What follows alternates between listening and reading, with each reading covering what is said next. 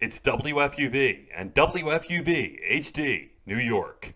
Listener supported public media from Fordham, the Jesuit University of New York. Right here on 90.7 FM, WFUV.org, and WFUVSports.org. This is One on One, New York's longest running sports call-in show on 90.7 FM, WFUV.org, and WFUVSports.org.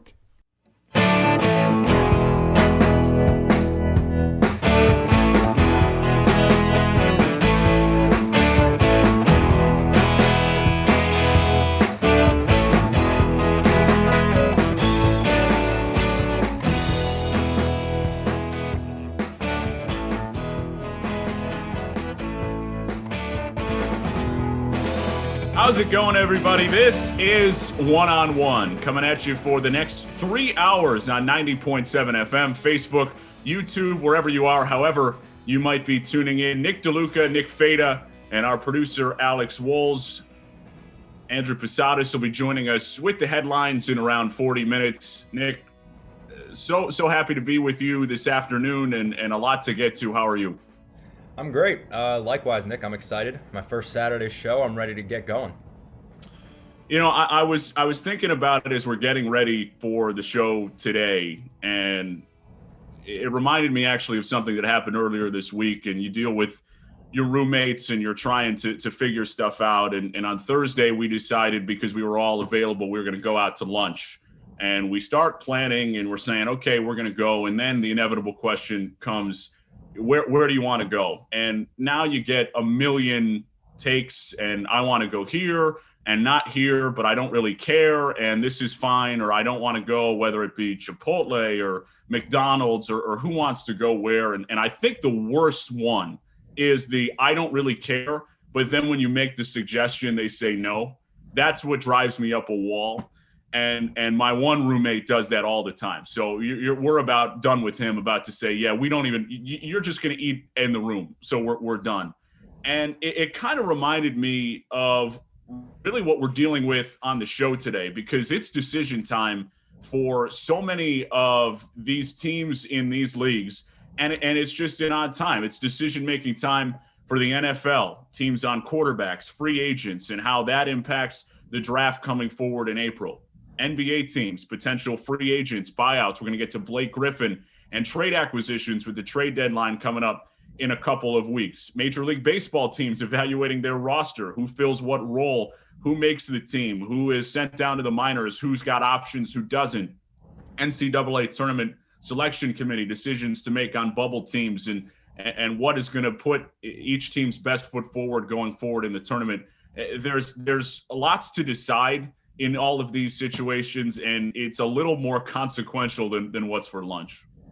Yeah, absolutely. I love the comparison, though. I thought that was such a great way to put it. There's so much brewing within every league of sports where really you don't know what's going to come next. It's also kind of a down period in certain sports. Of course, NBA heading into All-Star break. You have the NFL, of course, in offseason. College basketball tournament starts in 2 weeks, which is going to be great. But without these sports being played at the moment, there's still so much to speculate on. The quarterback situation, buyouts, like you said, it's really, when we see in the upcoming weeks, there's just so much to look forward to, and that's the exciting part about sports right now.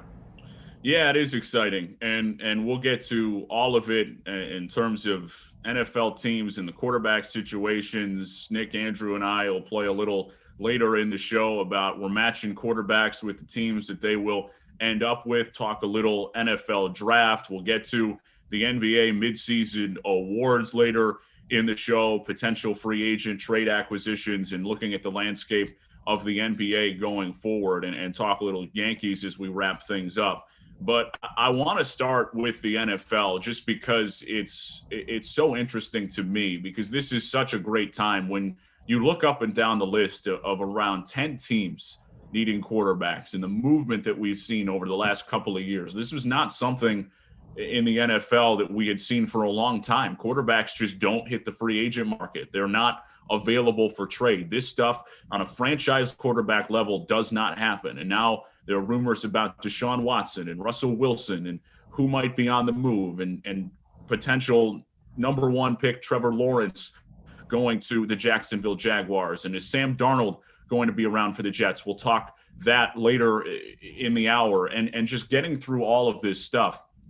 And it's so interesting and so fascinating to me because there are so many. It's just this massive game of musical chairs, and every team is trying not to be the one that is the odd team out and saying, oh, well, we don't really have a quarterback right now. We're going to have to piece it together as we go along in 2021. Yeah, musical chairs, another great comparison for it. It's chaotic right now. I guess there's still time, of course, for teams to make decisions, but if you don't go fast and try and make that move, you could be left out. You could be the one without the chair, per se. So it's real interesting to me. Of course, Russell Wilson has been starting to come up in more headlines. Jared Goff and Matt Stafford got traded for each other. You just see so many moves now with these quarterbacks that, like you said, it doesn't happen often. And to have these big names out there in the market for whether it's trades or signings, it's, I think, spectacular for fans and spectacular for the league, because any sort of scenery change for these big name players, A, is a headline, and B, it's exciting to see what they're going to do in the future. So that's where I think the NFL just had a spectacular season during the pandemic, and I think they're in great shape for the next years, as in who knows who's going to be where.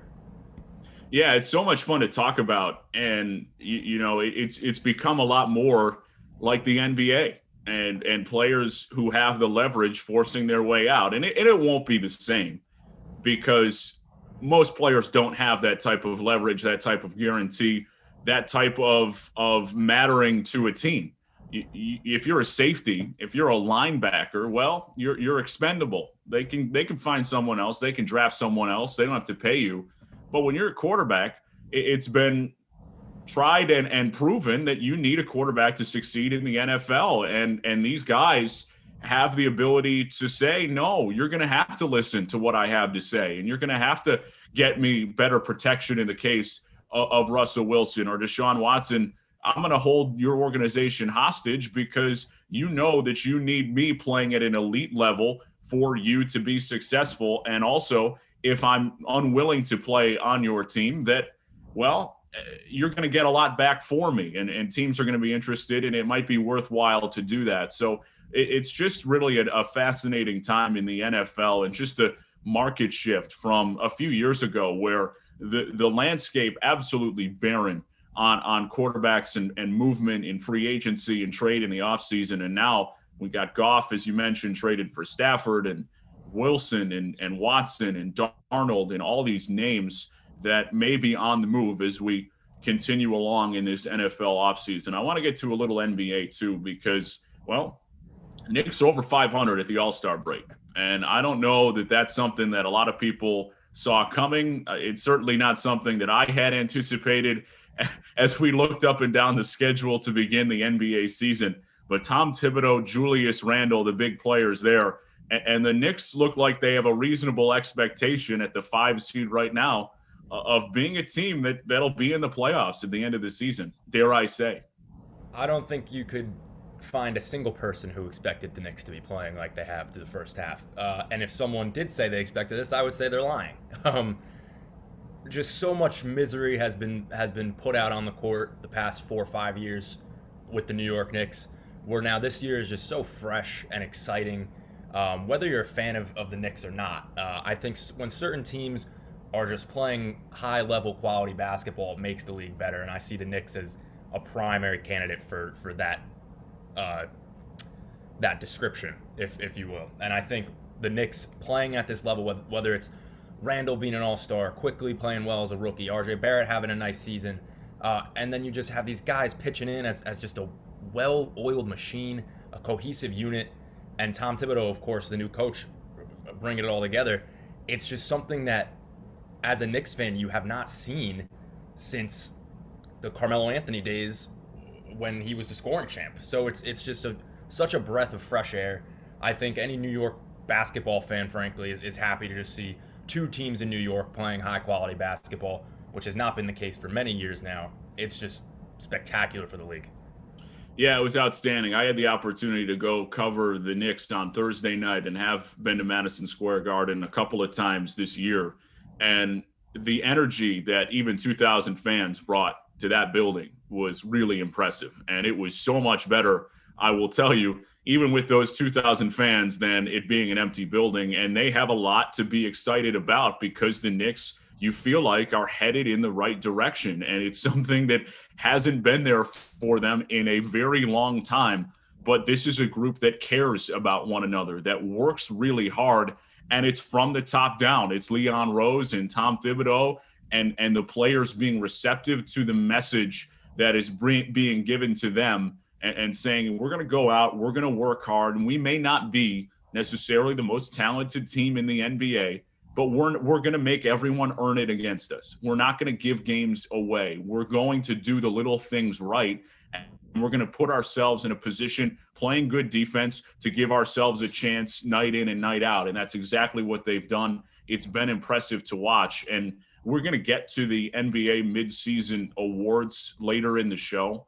But Julius Randle and how good he has played this year and how much better he has gotten has been so impressive. This is the guy that everyone was thinking was a lottery pick out of Kentucky 8 years ago. Yeah, I just initially this season I was like, let's trade Randle. Let's have our season go into the gutter like usual. Have Randle be our guy, of course. But that's the thing. They're talking about trading him, and now it's like we got to get another star in here because we got to build around him. He proved every single person wrong, including myself. I thought this guy was a waste of money. I thought he was a waste of space. I thought he didn't bring anything great. Did he want to be a playmaker? Did he want to be a scorer? Did he want to be the leader of a team? Could not figure him out. But maybe it's, again, maybe you credit Tom Thibodeau, maybe you credit him, maybe it's both. But this guy has just shown he's a different player this year. He's come out with just such a different hunger and drive as a leader, more so than just, I'm the best player on the team. Usually the leader is the best player, but he fills both roles equally as well. And it's just the guys rally around him. You can ask any player that, yeah, he's the leader, and we go with him, and he speaks just as highly about the teammates. It just goes to show the character, and it goes to show exactly what the Knicks have needed to build as a culture. And he's at the forefront of it. And I don't think really there's not a better person to have right now for the Knicks under the circumstances that of the team that has been built. Randle has been a perfect leader this season. And I know that the Detroit Pistons, who the Knicks played against and won to close out the All-Star break, are a bona fide G League team. I mean, that team's awful. Oh, I'm sorry. I mean, and I know that they're dealing with Blake Griffin, and he's not going to play until they eventually bought him out yesterday, and we'll get to that again later on in the show. But this team is just not that team is not good. I mean, it's really, really not good. But it was so apparent to me, and this has not been something that the Knicks can say in a long time. 4 minutes into that game, it is so apparent that Julius Randle is so much better than everybody else on the floor. Yep. And that is not something that the Knicks have been able to say in a while, and that's dating back probably to scoring champion Carmelo Anthony in 2012-13. I mean, that's how long it's been. And it's so refreshing for the Knicks to see someone come in. And that's part of the problem that they've seen over the last, 8 years. It's the player development. Nobody's coming into Madison Square Garden under the Knicks organization and getting better. And that's not the case this year. Yeah. Julius Randle getting better. Emmanuel quickly getting better. These guys are putting themselves in a position to be players. RJ Barrett absolutely getting better this season. It's been really impressive to watch, and there's a lot of excitement for the Knicks going on in MSG right now. And I think it's a disappointment if they don't make the playoffs. Absolutely. At this point, yeah. It's you hope not to get your expectations too high, but at the same time, these guys have given you every single reason to have high hopes for them. Again, like you said, it's been so long since you've seen a Knicks player just go out and clear-cut most dominant guy on the court.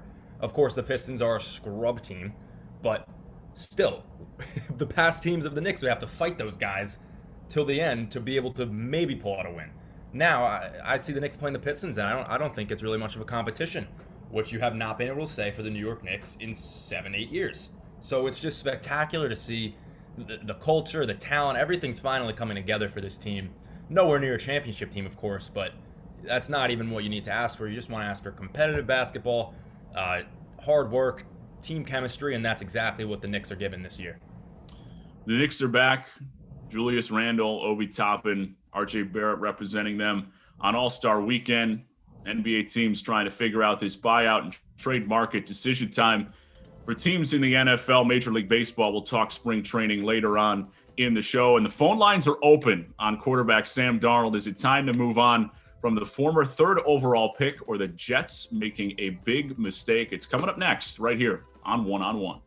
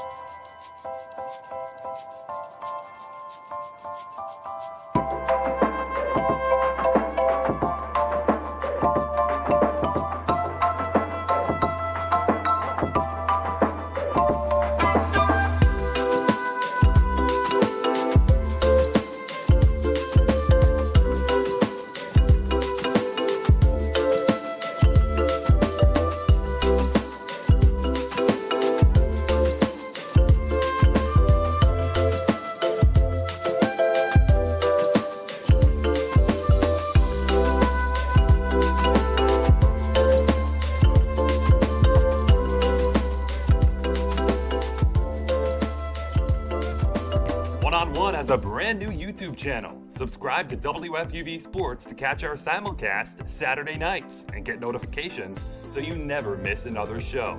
Miss the show? You can find on-demand segments, interviews, and highlights every week. WFUV Sports, home to New York's longest-running sports call-in show and the flagship station of Fordham Athletics.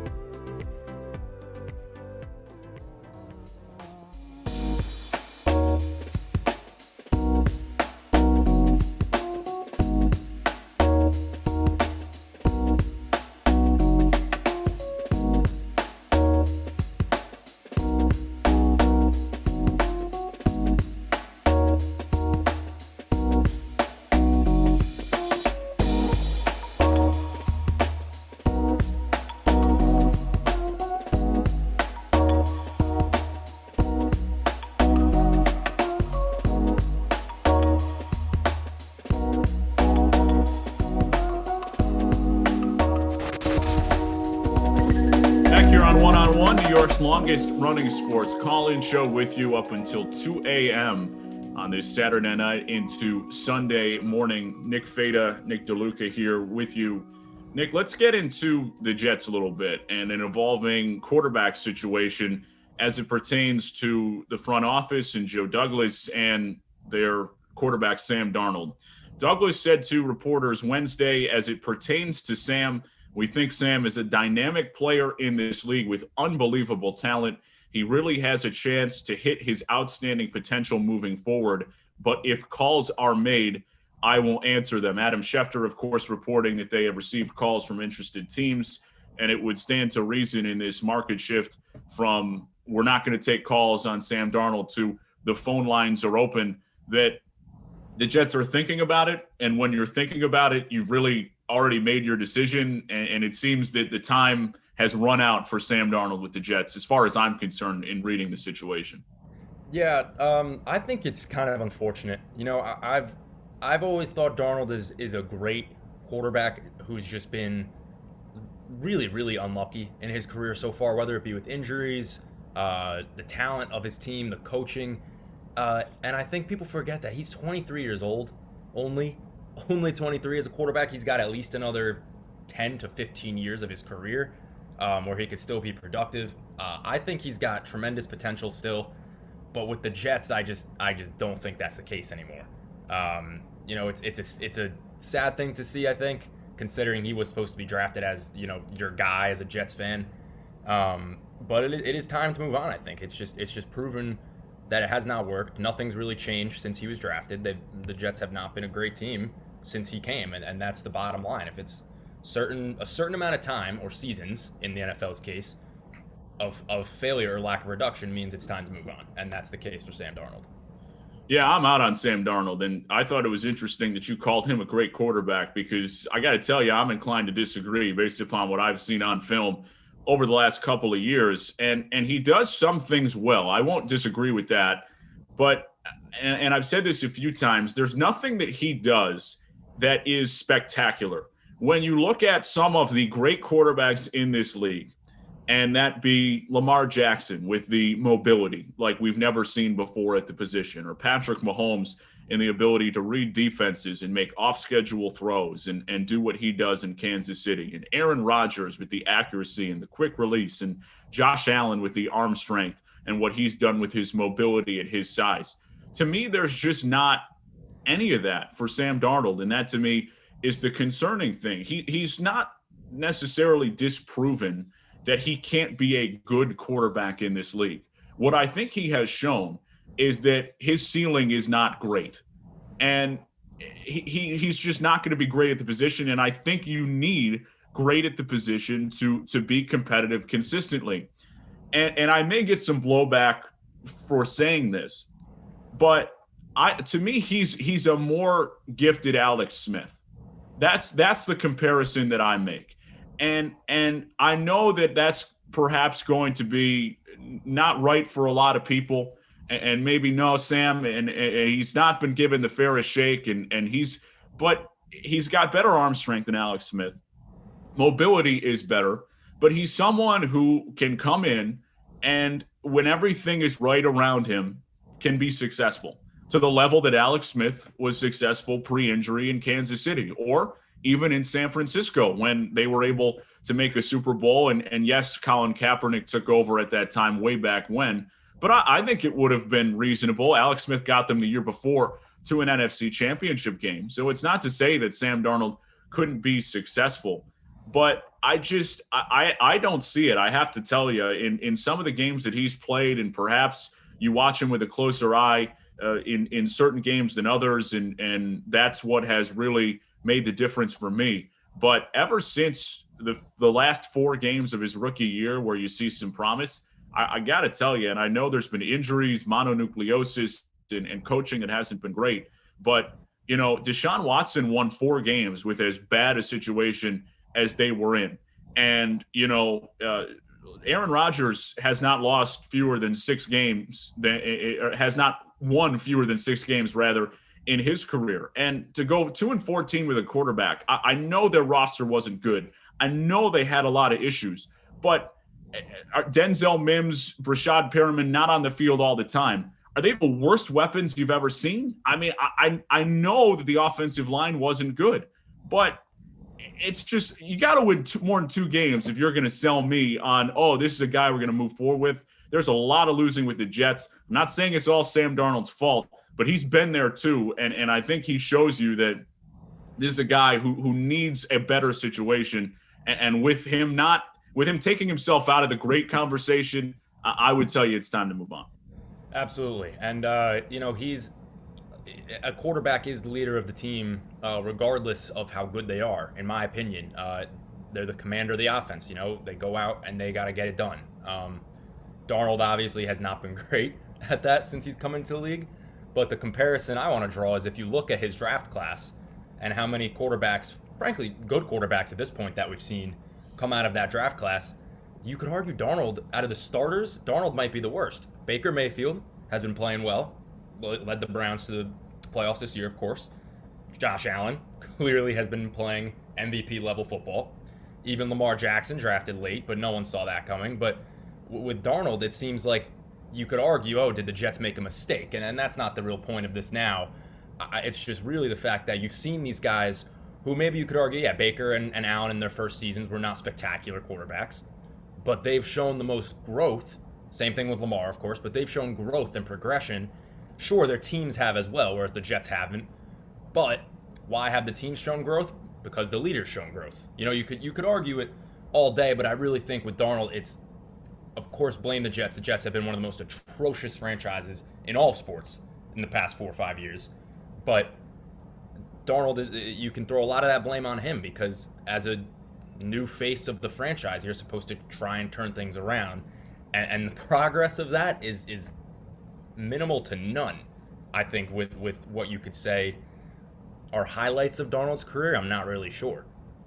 Maybe his first career game where his first throw was a pick, and then he went up and torched the Lions after that. But otherwise, I don't see much to boast there for Darnold. I think what you said about Alex Smith is such a great comparison, kind of, because Darnold has had flashes where he can show he can play quality football, but he's got to have right stuff around him.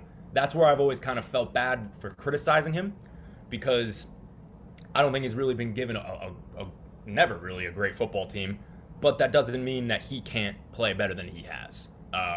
You can only discredit the team so much when its leader is also not doing anything.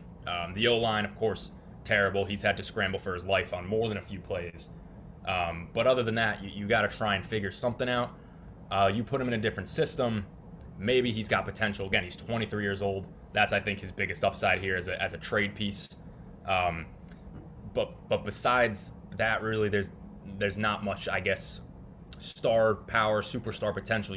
Like you said, his ceiling is much lower, I think, than what anyone, especially the Jets, were hoping for. And I'm not trying to say that he can't play. That's not the message. And I'm not saying that even he's not better than Alex Smith. I do think he's more talented. I think mobility-wise, he is a much better athlete. I think his arm is stronger. I mean, especially now, Alex Smith post-injury is not the guy I'm comparing him to. And Alex Smith was number 1 overall pick way back when out of Utah. So there is some merit to that. But it's just one of those things where you can't. I don't see him being a superstar. And Ryan Tannehill, even since he's left Adam Gase, and that's always the comparison. Oh, look, well, Ryan Tannehill's got a lot around him. And it's not, again, to say that Ryan Tannehill can't play, but he's not a superstar.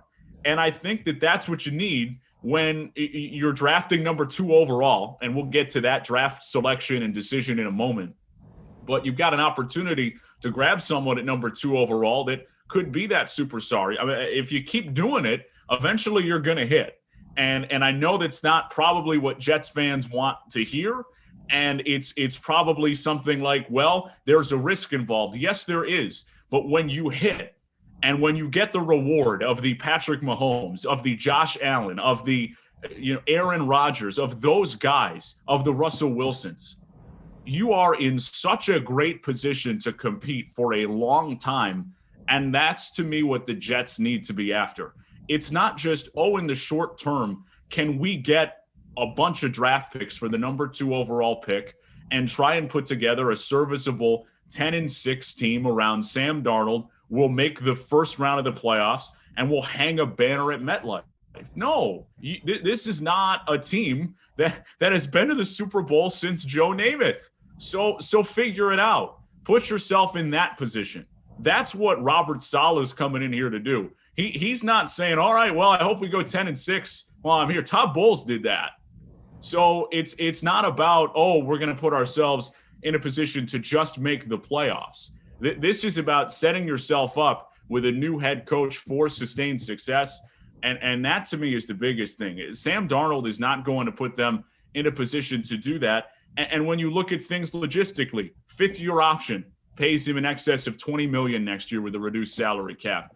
Then you're looking at some form of extension if he does play well or at a point where you feel like, okay, this is a guy we want to move forward with. Or you're in the same spot with a quarterback, without a quarterback, with Sam Darnold as the question mark, and you don't have the same capital. You're not drafting number 2 overall next year. I mean, the Jets are going to be better.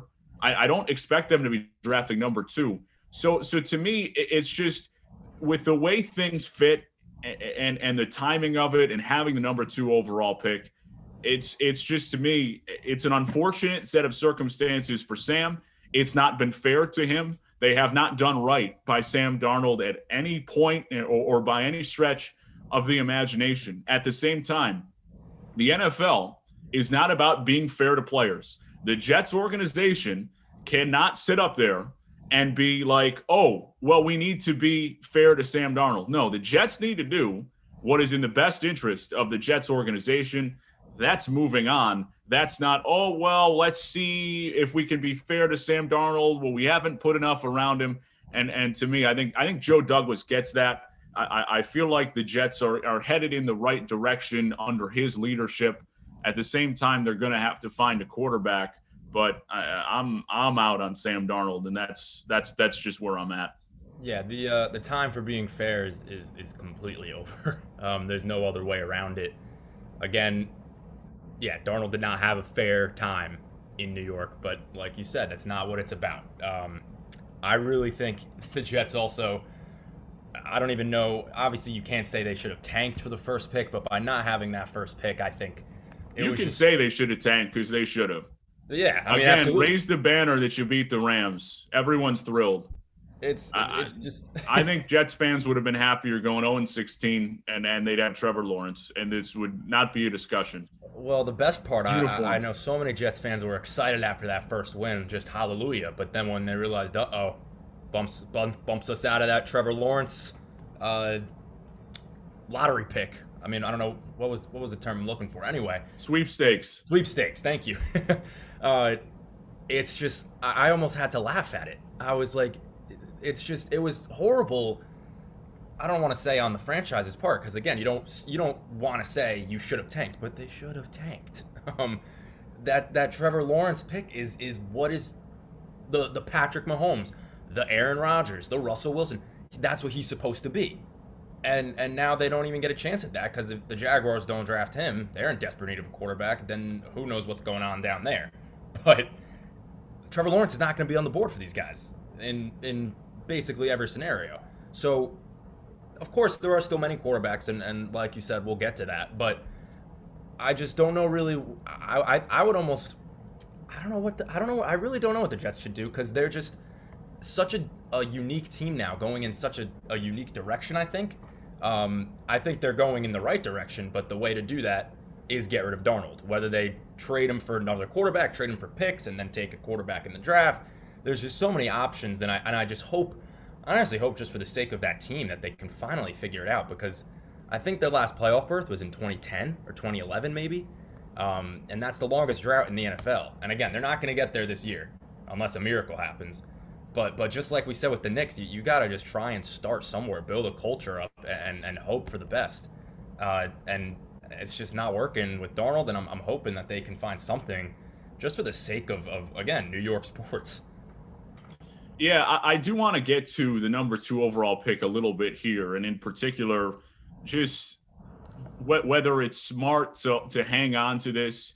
And we talk about the echelon of the Mahomes and the Rodgers and the Allen and the Wilson. And is Zach Wilson going to be in a position to be in that category? I meant Russell Wilson. I didn't put Zach Wilson in there yet.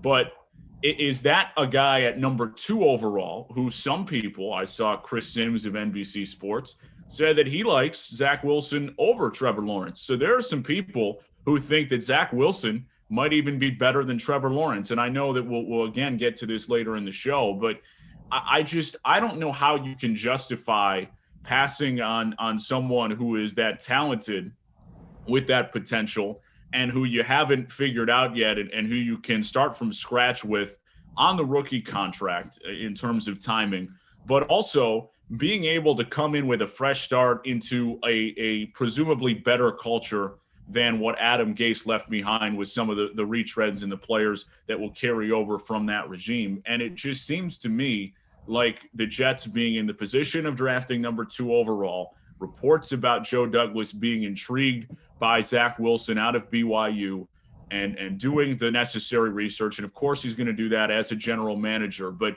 it seems like Zach Wilson to the Jets, at least early on, has been gaining some traction. And I'm inclined to think that's probably the best way to go for them as someone who I have to tell you is extremely talented. And there is a little bit of concern that we, again, will get to later. But to me, that's the move. That's the move. It's to draft Zach Wilson and see what you have there, because anything else to me, you already have a boatload of picks. They've got 2 firsts this year. They've got 2 firsts next year. You're not going to be in a position at number 2, you would think, or would hope again. And even if you are at number 2, is someone as talented as Zach Wilson going to be around? I don't think that's the case. And I think that's the direction the Jets should move. Yeah, he's got so much potential, I think, and that's exactly what this Jets team needs. I almost would say, yeah, I think it's smarter you bring in a new coach, bring in the quarterback with them, and have them almost build that, that first-time chemistry together here, and see where you can go from there. It's clear, again, we've said it countless times now, Darnold's not it. I would hope the Jets trade him for something valuable. It's just a question of who wants him, where will he go, all that good stuff. But again, maybe you get more picks for him and keep building up that youth of a team, because an NFL team is more so built through a draft than it is free agency, unlike the NBA. So these draft picks are so valuable. Even the Jamal Adams trade that the Jets made, you could argue, I don't think they got enough, but the draft picks will show. They will. Time will tell whether or not that trade was either a win-win or a win-loss or whatever you want to call it. But as far as this number 2 pick, yeah, you're gonna have to take the second best. Trevor Lawrence will not be there. He will not. Sweepstakes for that, long gone. And I think Zach Wilson could be that guy because, you could say the potential aspect of it was similar to what people thought was there with Darnold, but I just think it's a total different scenario now, and you got to just kind of start over almost. Yeah, I'm with you, and there's a lot to figure out for the Jets, and the organizational structure becomes so apparent to me. And that's the thing, whether it be ownership and the way that Christopher Johnson has run this team over the last few years into the ground, and head coach with Adam Gase, which was a complete disaster. You could throw the general manager in there, Mike McCagnon as well, preceding Joe Douglas, who seems to have his head on his shoulders at least and headed in the right direction. So the Jets nailing something there, but they haven't nailed the quarterback. The Jets have not had a quarterback since Joe Namath back in '69 when they won the Super Bowl. And it's been a long time for them trying to figure out that position. And it's so important. And that's how you get the longest active playoff drought in the NFL, is by consistently getting the quarterback position wrong. And that's what the Jets have unfortunately been doing over the last 10 years. Top of next hour, we match quarterbacks with teams for the 2021 season. Seahawks are unhappy with Russell Wilson's offseason stance, and are there really 5 first-round quarterbacks in the 2021 NFL draft? Keep it locked right here. This is One on One.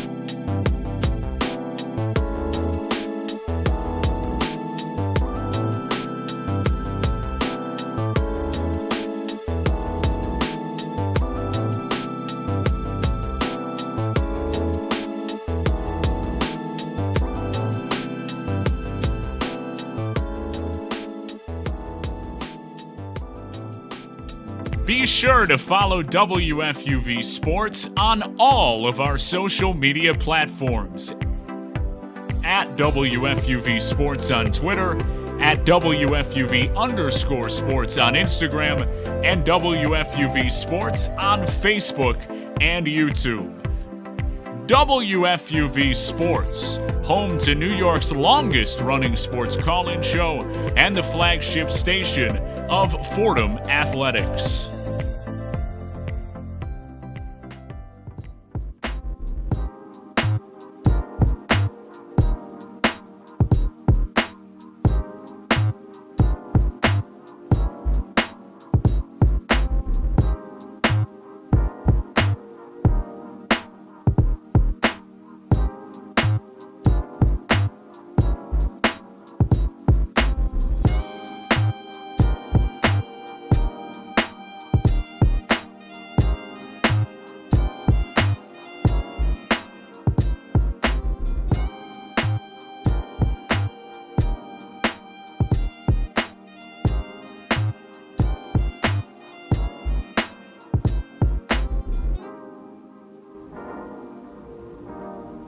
Bottom half of our first hour here. This is One-on-One, New York's longest running sports call-in show. I am Andrew Posadas, here to give you some of our more prevalent headlines heading into the weekend. And let's stay on the gridiron as I bring back DeLuca and Fata. Don't want to call them Nick because then just too much confusion on my part. But fellas, let's start right there. Nick did mention the draft. ESPN's Todd McShay, he's released his latest version of his mock draft 3.0. And as Nick mentioned a little earlier, as he alluded to, he has 5 quarterbacks going in the top 10 of the first round, 2 trades in particular. Of course, he has Trevor Lawrence going number 1 to the Jaguars. As for the New York Jets, McShay doesn't have them making any sort of trade. He has them drafting Zach Wilson out of BYU. The first trade would be the Carolina Panthers moving up from 8th to the 3rd spot with the Dolphins to take Justin Fields. Trey Lance going number 4 to the Falcons. And then the second trade being the San Francisco 49ers trading up from 12th to 9th to take Mac Jones from Alabama. DeLuca, I want to start with you first. What do you think of McShay's latest mock draft, and how realistic do you think it is that we'll see 5 quarterbacks go with the first 10 picks of this year's draft? I think it's very realistic. And the thing that jumped off the page when you were reading that, I guess I missed this or didn't really fully comprehend what the rankings were. He had Trey Lance at 4 going to Atlanta. That to me is unbelievable because there's a lot of hype around a number of these quarterbacks with Wilson and Lawrence at the top of the list. But Trey Lance at 4 seems high to me. So that would be my initial reaction. But I do think we're going to see 5 first-round quarterbacks because, as we just got done talking about with the Jets, quarterback is so important. It's the most important position in all of sports. And when you don't have one, like the Jets have not over the last 10 years, you don't make the playoffs. So these teams need to figure out the quarterback situation. And again, we'll match these guys later on in the show and figure out where exactly we feel like these guys will fit. But I think it's important to remember in looking at what Mel Kiper did and McShay in the same way as the draft analysts here. They only had Trevor Lawrence ahead of any of last year's first-round quarterbacks, that being Joe Burrow, Tua, and Justin Herbert. So I think it's something to keep in mind where there's always an infatuation with the newest crop of quarterbacks, but it's interesting to me to see how they stack up to guys in prior years. And I think that's right. I think there are more guys. There's a higher volume of quarterback, and I think that Trevor Lawrence and Zach Wilson at the top end, I think, bring up the way that this draft class is viewed.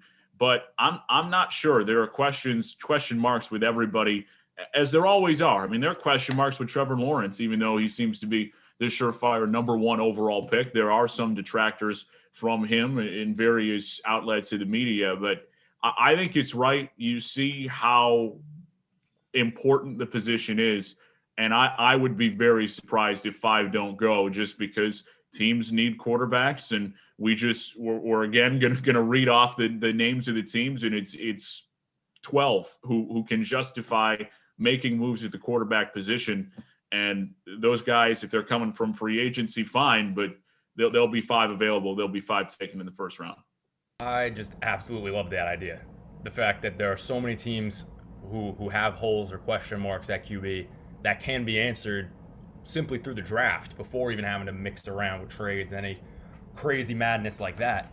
And then I think it's also interesting for other teams in the draft where if so many quarterbacks go early, you still have some star-studded players who are more either a skill player or a lineman or whatever position they play. You have these guys who were higher value drop now because quarterbacks are taken. So you could see an O-lineman go, I don't know, maybe 8th when he could have gone 3rd in any other situation. So I think it's just exciting because now you can get guys like Devonta Smith could drop. It's just a really cool thing, I think, again, for the league as a whole, where you can get 5-6 teams, brand new young quarterbacks to try and launch up their franchise again.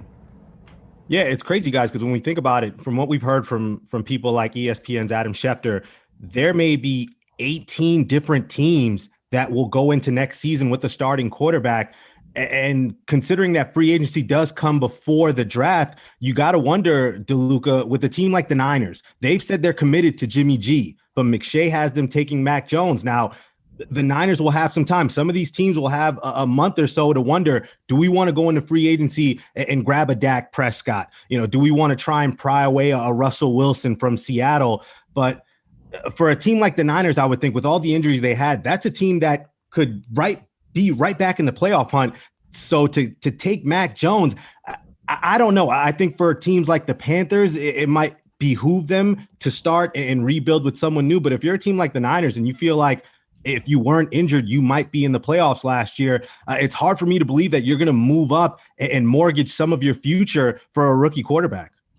Yeah, Mac Jones is a guy who has been climbing up the draft boards more recently and had an outstanding national championship season at Alabama, and is someone who was more of a late bloomer and not getting the opportunity to start, and has worked to get his opportunity, and granted around a really good roster this past season. And Alabama, as I've stated, was in the best position of almost any college football team ever to succeed under the conditions here in 2020, back when the season was played, and that they had a number of guys who were at liberty to go to the draft or stay. They stayed this truncated season with the inability to have spring practice and the continuity being the way it is in college football. Alabama had the most of it and had the best coaching, so they were going to be the most successful. But I saw a tweet from Mike Renner of Pro Football Focus the other day, which I found to be really interesting. And I know Pro Football Focus is not gospel, nor are tight window throws in the way your ability to make them. And part of this is, well, Mac Jones had a great team around him. So like the opportunities to make tight window throws just weren't there because guys were really open. And you feel like he puts the ball for the most part where it needs to be in terms of accuracy. But there's been a lot of comparison between Jones and Joe Burrow because they're the same type of player, a guy who really burst on the scene as someone who had started previously, but really got it going in his last year in college, and then was off to the NFL as an older guy. And Joe Burrow, in his remarkable record-setting season at LSU, completed 124 tight window throws. How many did Mac Jones last year? 39. So he was throwing to a lot of guys who were really open, and Devontae Smith winning the Heisman, and Jalen Waddle for at least the beginning of that year. I mean, the weapons, Najee Harris around him, and an offensive line that was really, really good. So there were a lot of factors that led to Mac Jones being a guy who was a good quarterback. And I'm skeptical. I think that, and it's something that I would go to with both Justin Fields in terms of his reputation at Ohio State, and Zach Wilson a little bit, where it's the Dwayne Haskins effect. And not to compare these guys in any way to the type of player that Dwayne Haskins is or was, but just the limited sample size. I think teams are really comfortable with Lawrence because you've seen him for 3 years. And you know, that's just the hesitation, where for the rest of these guys, you don't get as much film on them and see how they're reacting in certain situations. And if the majority of your film, again, is in a coronavirus season where everything is up in the air, okay, well, Zach Wilson threw for 33 touchdowns and 3 interceptions last year, but and a credit to him for getting better, but how much of that is the environment that he's playing in? So I think it's really interesting. I'd be surprised in a roundabout way to answer your question that San Francisco moves up. I don't think that sounds right for them. John Lynch has been adamant in his praise, at least more recently, for Jimmy Garoppolo. I think that's where they stay. 49ers are a good team. They've not been good when Jimmy Garoppolo hasn't played, so I think they'll stay there. Absolutely. I think it's just such as exciting as it is that these young guys could be drafted and put on the scene right away, it's also a total wild card. You really, the small sample size, like you said, Nick, it's just, you really don't know what you're getting as a total package. You've seen glimpses of good, you've seen glimpses of bad, but you don't know the entirety of it. Whereas, of course, with Trevor Lawrence, it's different because he clear-cut number one talent, and you have that vision, and you've seen exactly what he can do through more than just a COVID season. And then, like you said, with I think certain teams, the Niners moving up makes no sense. Jimmy G was hurt majority of last year, I want to say. And, yeah, of course they didn't make the playoffs, but they went to the Super Bowl the year before when he was playing. So I think certain moves like that could be a stretch. Maybe the Panthers moving up could make sense because they're a little iffy in the situation down in Carolina. But at the same time, it's just really, of course, with any draft, you're taking a risk no matter what, no matter who you pick. I think it's just really teams got to kind of, I think, make a set in stone decision on whether or not they're going young with the draft, going through a trade, and willing to give up pieces. But at the same time, if you go through the draft here, you do have a lot of options. There are a lot of talented guys that you just haven't necessarily seen a lot of. So that's the only skepticism I have in terms of these young quarterbacks getting drafted this year. Yeah, certainly the quarterback position is the most important in football, but this season, this offseason, it just feels like it's become that more vital, and it's a big reason why McShay has 5 teams taking quarterbacks and taking that chance. And the draft isn't until April 29th. Free agency is on March 15th, not too long away from now, 9 days away. So again, teams are really going to have 2 windows to either get a bona fide established starter or maybe wait another month and rebuild and get their guy of the future. And that's where I want to transition from the draft to free agency. Just want to give you guys 2 major news from 2 teams. Let's start with the Pittsburgh Steelers. They are bringing back quarterback Ben Roethlisberger for the 2021 season. Big Ben's going to take a $5 million pay cut from $19 to $14 million. Most of his salary will be converted to a signing bonus. It allows the Steelers to spread out nearly $13 million of his cap hit over the next 5 years. The original cap hit, as we all know, was almost $42 million for this season. And inversely, the Washington football team, they're going a different direction with their quarterback position. They announced Friday that they're going to release quarterback Alex Smith. They granted Smith's request to be released, after meeting with head coach Ron Rivera earlier this week. Alex Smith was the 2020 NFL Comeback Player of the Year after helping lead the Washington football team to the NFC East Division title as they went 7-9 last season. And the move saves Washington almost $15 million as Smith had 2 years left on their contract. Fata, I'm looking at you first. What is your initial reaction as to the moves that both the Steelers and the Washington football team made this week? So with Pittsburgh, I think it was a given that you got to bring Roethlisberger back. It's not worth going young right now because you have a team there that was spectacular for the first 11 games of the season, and then kind of slowed down as the playoffs approached, and then obviously things did not go their way against Cleveland. But with Big Ben, you gotta kind of see he showed he can still play football at a relatively high level, and that defense in Pittsburgh is great. The offense was all right. I guess it could be better, could have been worse. But with Roethlisberger, he's shown he still has that power of a Super Bowl quarterback like he was in the past. He's older now, of course. It's going to change. It's going to get tougher. But with Pittsburgh, you were right there, I guess. Playoffs didn't go right, of course. But you were there. You were a competitive, one of the best teams in the league for more than the first half of the season. You got to at least try and go again, right? The pay cut's big, I guess, for the franchise, of course. But Big Ben's been there his whole career. He's got another year or 2 in him, I think. See what you got with Roethlisberger and bringing that team back together, seeing what happens. I wanted J.J. Watt to go there to play with his brother. Of course, didn't happen, but if that happened, it would have been even more reason. Stick with Big Ben, even a more powerful defense. But then over in Washington, I think cutting Smith is the right move. And the real question is, though, where are they going to go now? Alex Smith, like we said, is of course not as good as he used to be. A lot of adversary in his way, injuries. But Washington needs a quarterback now because they have one of the best defenses in the league, and they're so young, which is it's just scary for the whole league and the NFC East, of course. But with the football team, they need to find someone who now can be that leader. Alex Smith was a great mental leader, I think, a social locker room type of guy for them to lead those guys as just a veteran presence. But the talent was not as good as they need if they want to kind of propel themselves into more of a competitive football team. 7-9 is not going to get you anything except, honestly, I don't think the NFC East title next season. But they need to find something now where they can kind of boost themselves to that next level. The defense is there. They've got some young weapons on the offense. It's just the quarterback is that missing link. So where they go from there, I'm not sure. Whether they try and trade up, whether they try and sign someone, whether they try and trade for a quarterback. I think Washington is arguably the most interesting team in terms of what they are going to do with the quarterback because they re-signed Taylor Heineke, who played great against the defending champ Buccaneers now in that first round.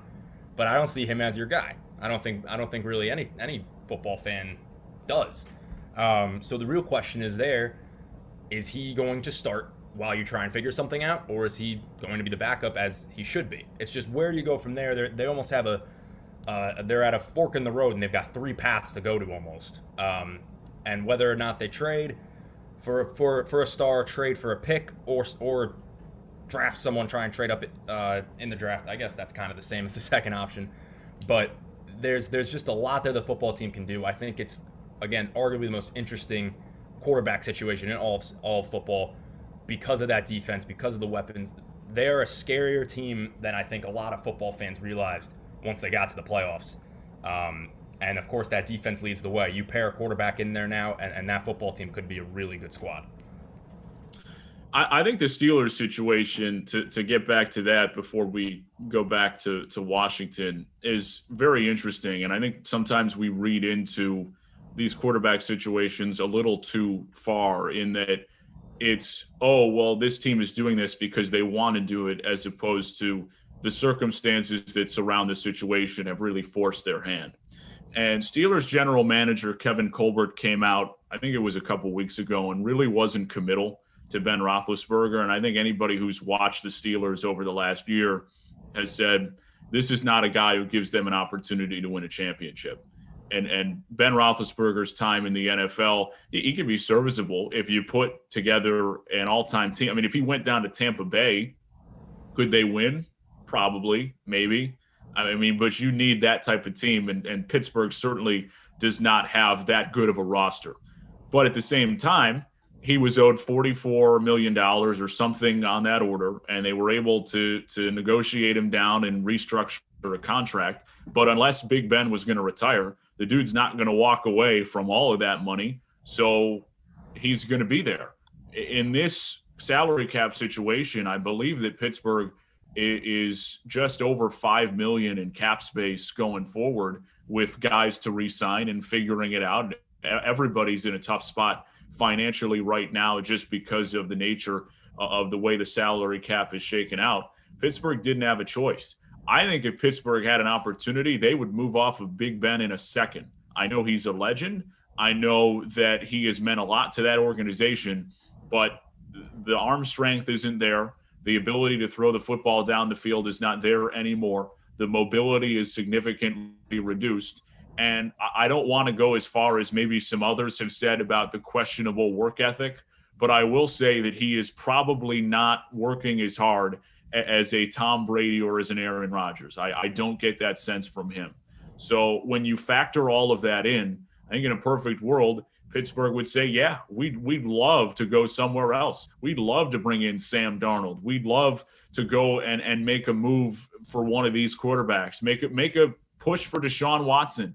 But they don't have the draft capital. They're picking at 24, so they won't be able to move up without absolutely mortgaging the farm to get one of these young quarterbacks. And they're in a spot right now where financially it just doesn't make sense. Now, I would say, and this is something to keep on the lookout, and I do not believe for a second that this will happen in terms of somebody falling to them at 24 with these five quarterbacks. But if it does, if somebody is on the board at 24 that they really like somehow, or even at 20, and they would be in a position and in a range to trade up, I wouldn't be shocked that Pittsburgh goes in the direction of taking a quarterback, because I really don't think they have confidence in Big Ben. I don't believe they should have confidence in Big Ben. I think it's a product of the situation that they're put in, and I think it's a similar situation in Washington. They're picking at, I missed it. 19. 19. Yes. So where are they going to move? You know, nobody's falling to them at 19 with the way that these quarterbacks are regarded and the interest in them, at least from preliminary understanding from some of the draft analysts. And they're in a tough spot. So it's going to have to be through free agency. I don't think they're in a position to make a move for Deshaun Watson because of the capital that they have. So it's somebody, and again, we're going to match them up in a moment here, but they're in a tough spot too. I think Alex Smith being released is the right move. As great of a season as he had, again, we're talking about being special at the quarterback situation. This is no knock at Alex Smith with all the adversity. It's absolutely remarkable what he did to get back. But I think the time has come and gone on him being an elite of the elite quarterback, and I think Washington recognizes that's what they need to improve on 7-9 and put themselves in position to contend in the NFC with that great defense. Yeah, DeLuca, I'm with your line of thinking when we talk about both these moves. I think for Pittsburgh, it's just no choice. You keep Ben, the next couple of years are voidable, so you're not stuck with him for the duration of that original 5-year extension. So you can take that year, kind of make it a bridge, and then perhaps next year, if things don't go your way, perhaps the quarterback crop there, you can make a deal or even go into free agency. But I would say that between both Pittsburgh and Washington, I think Washington, there's a more of a realistic chance that they roll the dice and maybe mortgage some of that future. When you think about the NFC East and the dumpster fire that it is, you got to take advantage while the window's open. And with that great defense, I mean, could you mortgage that 19th pick and some others to maybe get a Deshaun Watson? I think that puts you right there at the top of the NFC East and contending amongst the likes of Tampa Bay and the Rams over there. So I think for Washington, the door is open. The window is there for them to leap and be perennial contenders moving forward. It's just up to them whether they want to take advantage of that or not. But we've seen the shift, the seismic turn that the quarterback position is taking as far as guys going elsewhere. I mean, we haven't seen anything like it. So it's going to be unpredictable. It's going to be volatile. But I think for sure, these are two moves that each team had to make. And I wouldn't be surprised if come draft time or come free agency, Washington makes a big splash and tries to take a step forward in being a contender in the NFC. I'm with you. Don't underestimate your hand being forced. That's the lesson to me, in that it's not always necessarily the way that an organization or a general manager and a head coach would draw it up. It's, well, look at the salary cap. What can we do? And we're stuck with Ben Roethlisberger for another year at 39 and an inability to throw the football down the field or move at all. Well, good luck, Steelers. 25 minutes from now, Andrew, Nick, and I hand out NBA mid-season awards. Up next, we match NFL teams to available quarterbacks for the upcoming season. Russell Wilson staying put or on the move. What is Dallas's plan with Dak Prescott? We take a deep dive into the NFL's unanswered questions under center. This is One on One.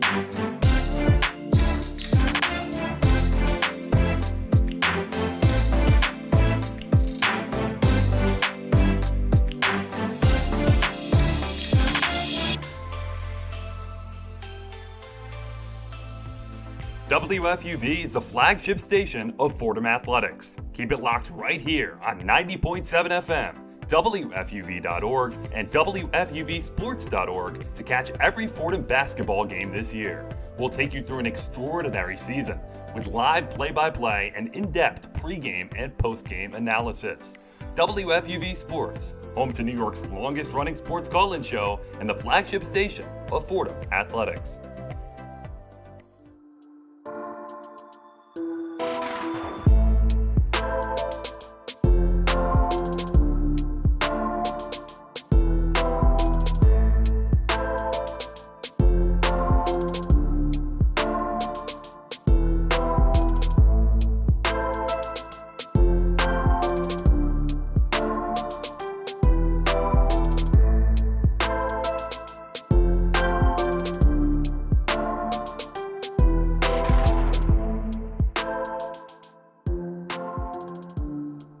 WFUV and WFUV HD, New York. Listener-supported public media from Fordham, the Jesuit University of New York. right here on 90.7 FM, WFUV.org, and WFUVSports.org. This is One on One, New York's longest running sports call-in show on 90.7 FM, WFUV.org, and WFUVSports.org.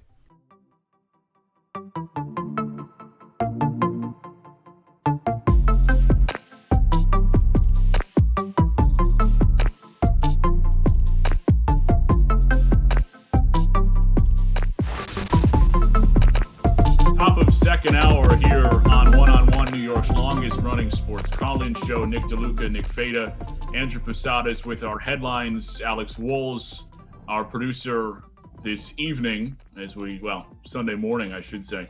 We're going to get into some quarterback stuff as it's labeled on our rundown. I like that name, actually, guys. It's the quarterback stuff. We're going to match teams to prospective available quarterbacks and seeing how the NFL quarterback carousel will shake out this year, and seeing where will Dak Prescott end up? What is the situation with Russell Wilson? Sam Darnold on the move, or is he staying put? The Panthers quarterback situation, Eagles, Washington football team. We just got done talking about how they've moved on from Alex Smith. Where do they turn in this offseason? Dolphins with some questions about Tua Tagovailoa, and would they consider taking a quarterback at number 3? The Patriots and their uncertainty with Cam Newton being a free agent and not really playing very well in his first season in Foxborough. So, guys, a lot of unanswered questions, certainly going to be interesting. And how are we going to do this, Posadas? You want to start this, or should I? No, I think you lead us. It's your vehicle, my friend. Take us home. All right. So let's start here, and we'll go around in order here. So we'll go Fata, Posadas, and then I'll come through. We'll start with the Chicago Bears. Who's lining up under center for Matt Nagy, Ryan Pace, and the Bears coming off an 8-8 season and a 7 seed in the NFC? So, who I think will be is Mitchell Trubisky again. Oh no! I don't know. I think that's the case, but headlines have been coming out with Russell Wilson. The Bears are aggressively pursuing him, is from what I've heard. I would love to see that. I think that'd be very interesting. I think any team that adds Russell Wilson, I think he might be my favorite NFL player right now. I think any team that adds Russ is instantly put into championship contention. And the Bears, they were a solid team last year. They had a lot of ups and downs. They started out real hot, finished the season relatively cold, and of course lost in the first round of the playoffs. But I would love to see them bring in Russell Wilson. I think a lot of teams, of course, are going to go after him if he is made completely available. So I don't want to say Mitch Trubisky because he's just terrible, but I'll change it up and I'll say Russell Wilson. I would like to see Russell Wilson. All right, it's Russell Wilson. Woles is keeping tabs in the producer's chair. So Fata says Russell Wilson for the Bears. DeLuca, we just spoke on the previous segment about teams willing to mortgage their future. I don't think any team is ready and willing to mortgage it all for a quarterback, a star quarterback, than the Chicago Bears. I mean, the last time they had a great quarterback was McMahon in the 80s. Other than that, Rex Grossman might have taken you to a Super Bowl, but he's a bona fide scrub at the end of the day. So I think for the Bears, I'm sure they're on the phone with either Seattle or Houston. And I think ultimately, if they want to get a deal done and get maybe Deshaun Watson, I think that they mortgage those first round picks, maybe give up a player or two that's, Pro Bowl caliber and make that move. Why not? The Bears really at this point, you have nothing to lose. You need something to reinvigorate this franchise. So I happen to believe I'm going to go out on a limb and say that Deshaun Watson plays his first snap in the Windy City next season. It's interesting, and I think it has potential for Deshaun Watson as one of the teams that would be very aggressive, and I think that's the most important aspect of this entire conversation. Matt Nagy, Ryan Pace, they're on the hot seat. And there were a number of people in Chicago calling for those two to be gone after this year and it being below expectation. They started well and really fell off a cliff during the middle of that season. They make a trade for Nick Foles, and there was talk about could the Bears potentially be in a position where they're starting Nick Foles next year. I mean, how amazing would that be after he got benched for Mitch Trubisky, who they've now said apparently they might be done with. So it's going to be it'll be interesting. And this is one of the ones where I agree with you, Andrew. They're more inclined to be aggressive. That said, in a similar situation with both Washington and Pittsburgh, they're drafting 20th. So when you're drafting 20th, you're not at liberty to have a ton of options here. And I don't think they're in a position to make a play for one of these younger quarterbacks. They could potentially trade up. I think they get Sam Darnold. I think this is the team that makes the play for Sam Darnold. I know that there will be a few others that will be interested. Washington will be in that conversation as well. I think Chicago is the most motivated, even if it means giving up a first this year, which is something that would be overpaying for Sam Darnold by most accounts. I think they'd be willing to move on from the 20th overall pick to get Sam Darnold in their building for next year. I'm predicting Sam Darnold is the Bears quarterback under center in week 1 for Chicago. And whether that works out or not, I don't know. But I think that's the most aggressive move that they can make that would actually happen. So I think they'll do it because of the situation with their coaching staff, front office being on the hot seat. There's not a lot of time. If it doesn't happen this year for the Bears, those two guys are out and they'll be in trouble.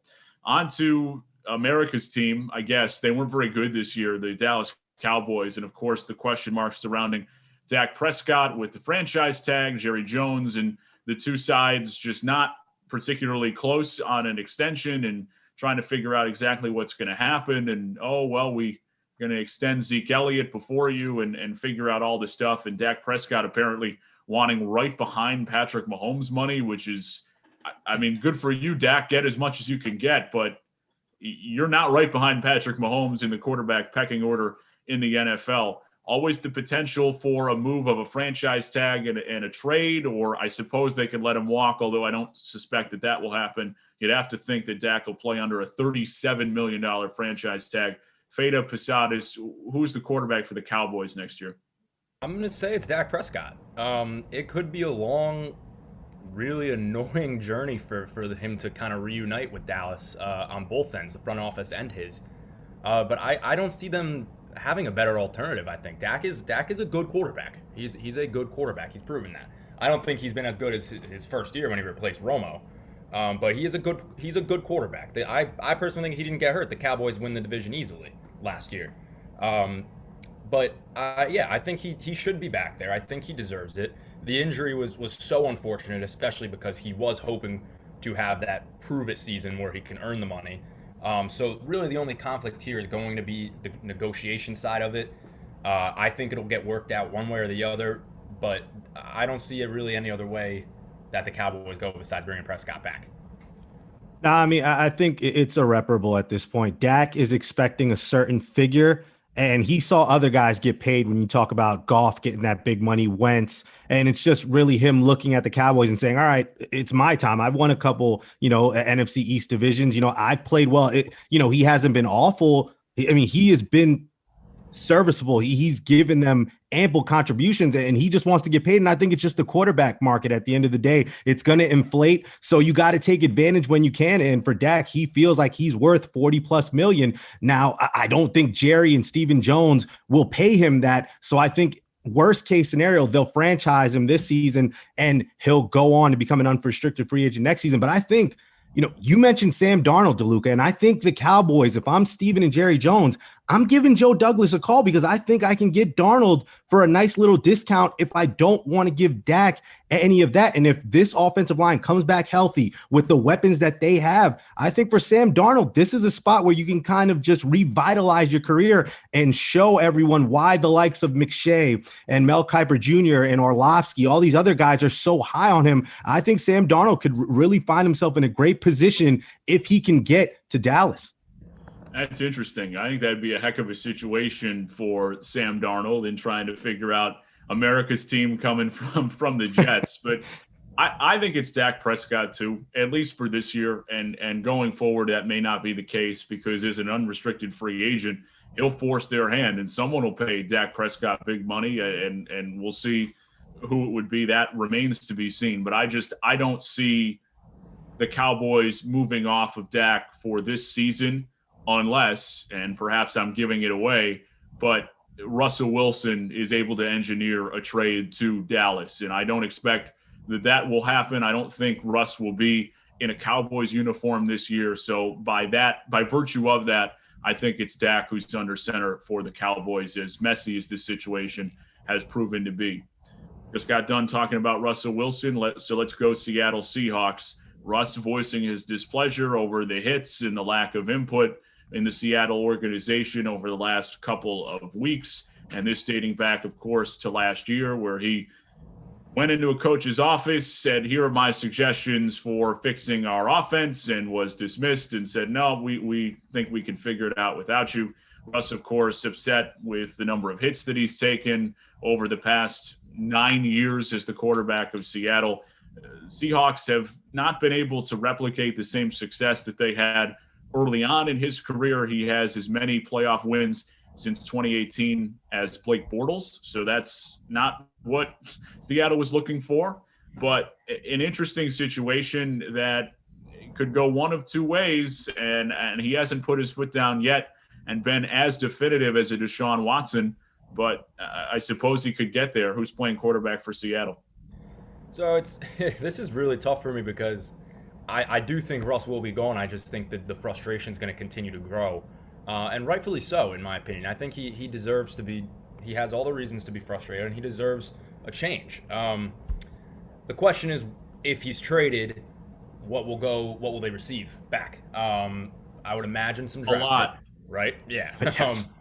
I don't think there's going to be any sort of, Golf Stafford type thing where it's a quarterback for a quarterback trade. I find that kind of unlikely. But I will say this, I guess it could be a little bold if they make a trade and get a kind of higher draft pick this upcoming year. I could see him maybe eyeing Kyle Trask, possible option. I do really think it comes down to, if Russ gets traded, these guys are going to the draft, because where do you go from there without Russell Wilson? This team is so much different in Seattle if you don't have that guy under center. So I want to say Kyle Trask is going to be there as a draft pick when it's all said and done. Could be a bold take, but I see that happening. When I think about the Seattle Seahawks and Russell Wilson, I think of it as more of a nothing than something. I think Russ will be there under center in Seattle. He hasn't flat out said, hey, I want out, like we've heard Deshaun Watson say. And I think Fata brings up a good point. I think the demand for him, I think it's going to be too rich for anybody's blood. And you could say the same for Deshaun Watson, but Russell Wilson has a Super Bowl under his title. His credentials are much more filled out than Deshaun, who's 26 and just entering his prime. So for a Russell Wilson, who is an MVP candidate year in and year out, what he brings. I think for teams that are even looking or sniffing around like the Cowboys, I think it's going to be way too rich for their blood. And I think for now, Russell stays in Seattle. And I think it's going to be incumbent on Coach Carroll. Now, Pete Carroll is going to have to make him happy. They're going to have to make some moves and try and protect him, keep him upright, because as long as you have Russell Wilson on your team, DeLuca, you have a chance to go to the playoffs and potentially get yourself to a Super Bowl. Yeah, players like Russell Wilson don't move unless they step down and say, I would like to be moved. So anything short of that, I don't anticipate him going anywhere. And I think that this will be resolved enough to where he'll be the quarterback for the Seahawks next year. But perhaps the organization and Pete Carroll will be on thin ice and having to be receptive to what he wishes and the way that he sees the direction of the franchise going. And perhaps as best they can with, again, a limited salary cap, improving things along the offensive line. I will say that as much as has been made about some of the difficulties in the situation, Russ has weapons. And I know that they haven't been able to run the ball perhaps as much as they would like, but he's got DK Metcalf and Tyler Lockett. I mean, he's not working with nothing. And it has happened a couple of years now where they have started off really well offensively and have not been able to sustain it throughout 16 games. And that's been disappointing. And I know that everyone loves to talk about how good Russell Wilson is, and he is. He's a great talent, but he hasn't gotten an MVP vote, and I think that there's a reason for that, because he just, as good as he's been able to start, he hasn't really been able to sustain it over a 16-game period, and he's a Super Bowl champion, and I'm not going to take that away from him, but I don't know that is something we can hold in the regard of, Russell Wilson is someone who's done that as the catalyst of the team. That said, he's still a top 5 quarterback in the NFL. He's going to be in Seattle next season. I just don't see any other way. The only thing I could see in terms of a Seattle making a trade would be to Las Vegas as a team that is on the four of his list. John Gruden being somebody who has a lot of power in the Raiders organization and the sustainability and flexibility to make a move such as that. And also that Seattle would be getting back Derek Carr. So you would be able to fill your quarterback situation enough to where you're still in a position where you can win. Derek Carr, of course, not on the level of Russell Wilson, but he's good. I mean, Derek Carr is a top 15 quarterback, Russell Wilson a top 5. You can put him in any order that you want, but I think it's safe to say that Derek Carr is top 15. So you can win with Derek Carr, and then with the boatload of picks, it's a different organizational structure, but you can work around it and figure out what you want to do. But that, to me, is the only way that Russ would get moved. It would be to Las Vegas, because you can't just start over with draft picks and say, we're going to start from scratch and figure it out in the draft next year. You need to have the assurance that, okay, I'm getting an above average quarterback. I'm getting Derek Carr, a guy who's got a pretty high ceiling and can win with my organization when you're getting rid of a player like Russell Wilson, particularly when he has not put his foot down and said, I'm moving on. Let's go to the Falcons. 4th overall pick. You mentioned that Trey Lance mocked to the Atlanta Falcons earlier on. They've got Matt Ryan, former MVP candidate, a couple of years left on his deal and not so easily moved, where the Falcons going with new head coach Arthur Smith. Matt Ryan is going to be the starter, I think, for sure. And I also think for sure the Falcons are drafting a quarterback with that number 4 pick. Matty Ice is coming to a close, I guess, in Atlanta. He's been great for them, but obviously, not crazy much to show it. He has the MVP, Super Bowl loss. I think ever since then, the Falcons just have not been the same. I don't think they were as bad as a football team as their record showed last year. They could have played better. That's why I still think there's potential that Matt Ryan can still play there. Calvin Ridley, Julio Jones, 2 great receiving weapons. If Todd Gurley can somehow find back in his prime days with the Rams, they have an offense. Their defense is not spectacular, but I see them sticking with Matt Ryan at least for another year and taking potentially either a Justin Fields behind him. I think they're going to want to try and groom their next guy under Matt Ryan for the foreseeable future. No, I think it's a foregone conclusion that they're going to draft a quarterback at 4. So that leads me to believe that Matt Ryan's not going to stick around. I think he thinks he still has, 3 to 4 years of good starting quarterback level, play left in him. So I think the starter, when the season begins, I think it's Cam Newton.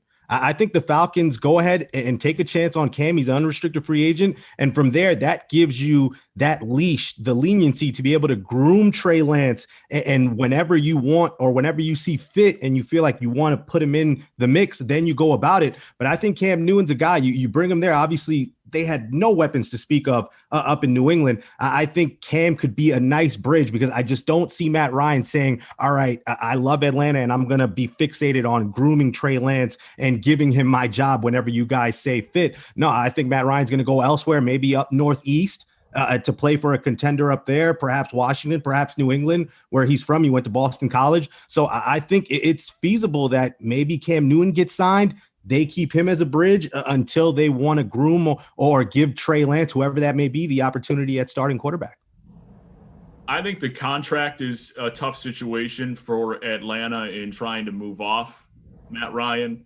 And I also think that with so many other issues that they have, I just don't see them going in the direction of quarterback at number 4. And I think you'd be running in circles a little bit, because Matt Ryan has put up the numbers. I mean, their offense has been good. It's been the defense that has really struggled over the last few years and just been unable to close out games for them. I mean, how many games have they blown? And when you blow games, it's generally because of your defense, unless your quarterback is turning the football over with regularity, which Matt Ryan has not. So I don't know that he's necessarily the problem. I will say this with one caveat. My answer is Matt Ryan.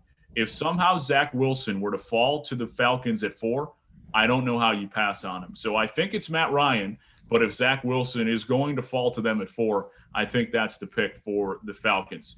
On to the Panthers, number 8 overall pick. Some indecision about Teddy Bridgewater, could potentially keep him and groom a young quarterback, Matt Rule and company, looking to move on? Who's under center in Carolina? So that was my initial thought. I thought bring back Teddy and take a QB, whoever's kind of available at 8. I don't know if it's worth trading up for the Panthers. They're kind of like, I guess, they're just a subpar team right now. There's nothing special going on in Carolina, where it's tough for them whether or not you try and commit to one thing or you try and just keep building. Bridgewater is not going to bring you a championship, but he's a solid, reliable quarterback, I think.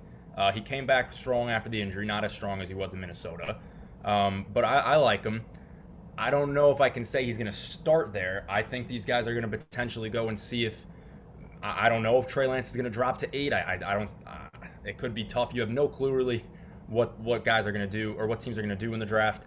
I could see Trey Lance being that starter for them potentially, or I could also, like you said, Nick, they keep Bridgewater and regardless draft a guy and groom it and see what happens in the season, because that is one situation where Carolina is in a good spot, where if they start playing terribly and they have drafted that young guy, give him reps and see what he can do.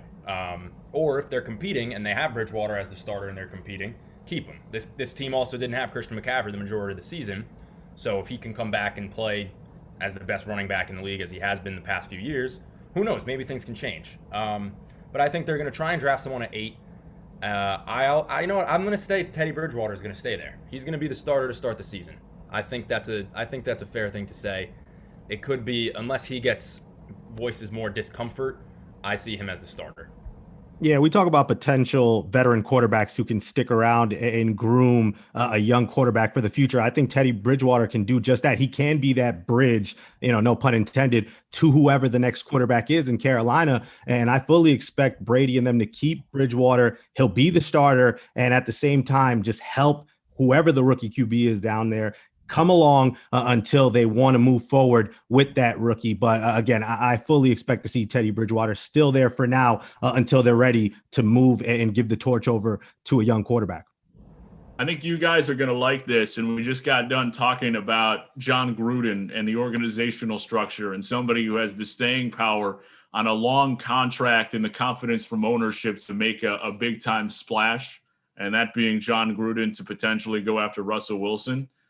My pick to be the quarterback for the Panthers next year, Deshaun Watson. I think Deshaun Watson ends up with the Carolina Panthers. I think the Texans will be interested in shipping him to the NFC. Carolina picking number 8 overall. It will not just take that. I know they only have the 1 first-round pick. It'll likely take some young players and significant draft assets after that point.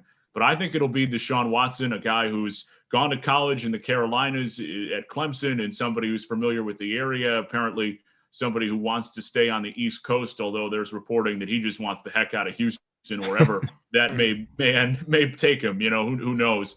But I think it's going to be Deshaun Watson under center for the Carolina Panthers. I think that makes the most sense with Carolina in a position unhappy with their quarterback situation right now with Teddy Bridgewater. This is the time to strike. I think Deshaun Watson would be better served to be in the NFC with the landscape of all the quarterbacks in the AFC, and we can go up and down the list. Really, it's Tom Brady, Aaron Rodgers at the twilight of their careers and not a lot else in the NFC. Deshaun Watson can really take over the conference with the right situation. I like him in Carolina next year. On to the Eagles, tumultuous offseason, trying to figure out whatever the heck is going on. They drafted Carson Wentz, number 2 overall in 2016. Posadas is shaking his head. And they ship him to Indianapolis this offseason. And who the heck knows, Nick Sirianni after Doug Peterson is fired. And there's just a lot going on, and they're in cap jail. Jalen Hurts came on toward the end of the season, 2nd-round pick out of Oklahoma, the Alabama transfer, and did some good things and still got pulled at the halftime mark of Week 17. Is it Jalen Hurts sticking with the Philadelphia Eagles, or do they go in a different direction? The Eagles are just, I don't even know where to start with them. Maybe it's because a little bit of my bias as a Giants fan coming out. I think the Eagles are just not a smart franchise. I don't know what their direction is that they're trying to go in right now. With that said, though, the only direction I think they really have is start the season with Jalen Hurts. I mean, you drafted this guy for what reason? Doug Peterson, of course, loved his crazy sorts of offenses, his fourth down, going for it every time. But I think with Hurts, he's there. He played a few games, and he did show some signs of potential. Nothing really spectacular, but I don't know. I can't really think of an option for the Eagles besides Jalen Hurts. I really can't. They don't have much to work with as far as trade value. Their draft pick is nothing spectacular. I don't really see much of an option for them but to stick with Jalen Hurts. Fata, your Eagles hate is showing so incredibly hard. We're not a smart franchise. We just won the Super Bowl a couple of years ago. Are you nuts? What are you talking about here? We just won a Super Bowl. We're in the playoffs the last couple of years. Again, this has been a bleep show this season. I understand that. So, but again, the Eagles have won a Super Bowl. So, sir, I will not take that slander from you. Second of all, DeLuca, the correct answer to your question, Jalen Hurts. Next question. I'm with you. I'm inclined to agree. Although, again, it's one of those things, depending on how ridiculous the draft can be sometimes. If somehow, for example, Zach Wilson were to fall to the Eagles at 6, I don't expect that. But if it somehow were to happen, I could see them making that move. Otherwise, I think it's Jalen Hurts. They only had a couple of starts with him. He showed some promise. I think they'd like to see what they have in Hurts before they move on elsewhere and we're successful and just get a little bit healthier. I think that's a big problem, too, for them this past year. And there's a lot to figure out with them salary cap-wise. But I think it'll be Jalen Hurts. Another team in the NFC East, Washington football team, discussed them a little bit. Quickly, is it Taylor Heineke? It's not Alex Smith. Who's playing quarterback for Ron Rivera? I'm going to make my bold pick here. I wouldn't, I guess, in terms of what the NFC East needs, but I think Deshaun Watson is going to be the quarterback for the football team. Yeah, he goes there, and this team is in a whole new ballpark of contending in the playoffs. So I think that's kind of I was waiting for the football team for my Deshaun Watson pick, and I'm putting it down right now. Deshaun Watson will be their quarterback. Yeah, I'm going to say this. If the Cowboys let Dak Prescott walk, I would not be surprised if Dak channeled his inner Petty White and decided to make his way to Chocolate City and play for the Washington football team. Again, we just mentioned this, the team won the division. They have that great defense. The offensive pieces are coming around. They can continue adding, and they can be in the driver's seat to control that division for the next couple of seasons. If the Cowboys let Dak walk, I think Dak could be very well comfortable in Washington with that squad moving forward. I'd like to see Dak get another shot and get to play the Cowboys 2 times a year. That would be spectacular to be. For Washington, 19th overall pick, not a lot of draft capital. Don't think anyone falls to them at 19, nor are they really on the hot seat to make a move up to where they would get somebody who you feel like is of great value. There is always the caveat that they perhaps really like Mac Jones at the tail end of the first round as somebody, or maybe Trey Lance. I think it's a veteran. I think it's Ryan Fitzpatrick suiting up for the Washington football team next year. I think he's still going to be around. Free agent crop isn't great. I think Jameis Winston could be another name to watch, although I think he will end up staying in New Orleans. They're not going to roll with Taylor Heineke. They're going to at least want to bring in a veteran. Ryan Fitzpatrick's NFL career won't die, and I think it continues on in 2021 with the Washington football team and Ron Rivera. Let's finish up in the AFC East. We've got the Dolphins and we've got the Patriots. Guys, who playing quarterback for those two teams? Some questions about Tua Tagovailoa. Dolphins do have the 3rd overall pick should they choose to use it on a quarterback, although the organization for the moment has been adamant that they're sticking with Tua. And the Patriots, who did not do well in replacing Tom Brady last year with Cam Newton, could Cam be back, or is it someone through the draft for the Pats? With the Dolphins, I kind of like Tua. I kind of want to see them keep him there, and I think that's what's going to happen. That team surprised a lot of people last year, including myself. They played very well, close to a playoff spot. I think they should use that 3rd pick to get something they need, and I don't think a quarterback is necessarily the number 1 priority. Tua was spectacular in college. I think he's shown flashes of potential through the few games that he was able to kind of get some action in. So I like that. I kind of want to see them stick with him, because if he works out in the long haul, this Dolphins team could be really scary for several years. In terms of the Pats, I'm a little stumped with this one, because they're a team that as well looks like they don't have much of a direction. I almost want to see Cam come back, because I don't know. I think since that 16 season, I didn't like his ego during his MVP season, but he just showed how spectacular he was just as a physical monster at the quarterback position. I think maybe if he were to get another chance with Belichick, they could work something out. I don't know if it's gonna happen. I just really, with the Pats, I don't know what other direction they can go in. Again, they're kind of like a middle of the pack team right now with not much of a positive to work with here. So I'm gonna, I guess, play very just safe and say Cam will be back. Depending on what you guys say, my opinion could be easily changed because they're a team I'm kind of just indifferent on right now with who they're gonna have under center in New England. Yeah, DeLuca, quickly, I would say Miami, I don't think they're going to move on from Tua. I think it's way too early, and I think the upside is there if he can stay healthy and that hip is back to close to 100%. Obviously, with an injury like that, you just never know. But I think you can't give up on Tua just yet, so I expect him to be down there in South Beach. As far as the Patriots is concerned, I mentioned a name already, Matt Ryan.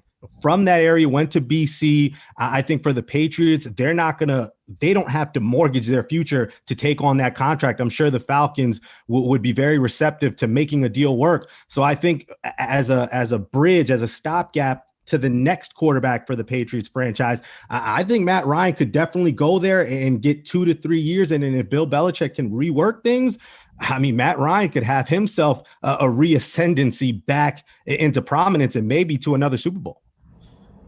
Give Tua a full season. As much as I didn't like what I saw from him for the most part, I think you have to give him a full training camp and to figure things out. And very often you're not going to be as good as a rookie as you are in year 3. So I think you have to stay committed to the plan. A lot of people were very high on Tua coming out of the draft. I don't know that should necessarily change just because of some spotty play. Although I will grant you, in the same way that we talk about Sam Darnold, is there that special trait from Tua? I don't know that I saw that in the rookie year. That's what some players have talked about. Is this a guy who can really be ultra successful in the NFL? But I do think that the Dolphins do give him another shot, get him some help with the number 3 overall pick. For the Patriots, I think it's Mac Jones. I think they're in a position to draft a quarterback. The Saban-Belichick connection. Jones is the type of quarterback. Will not compare him to Tom Brady, but that type of quarterback that fits the mold of the way that they had played with Brady for all those years. The accuracy, he's not as mobile, but somebody who you feel like will be good initially in reading defenses and understanding the looks that he's getting. So I think it's going to be Mac Jones.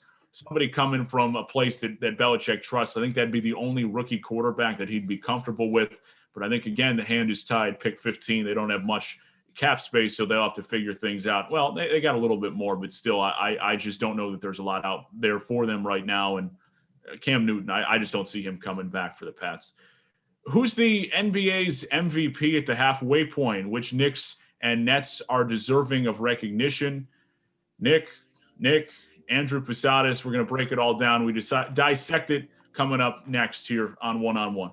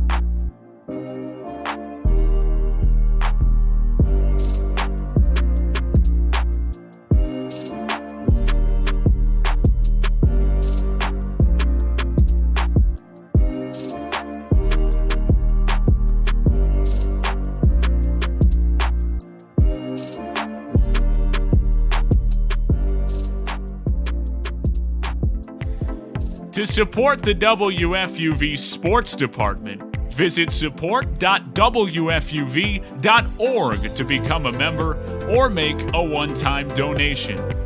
WFUV Sports, home to New York's longest-running sports call-in show and the flagship station of Fordham Athletics.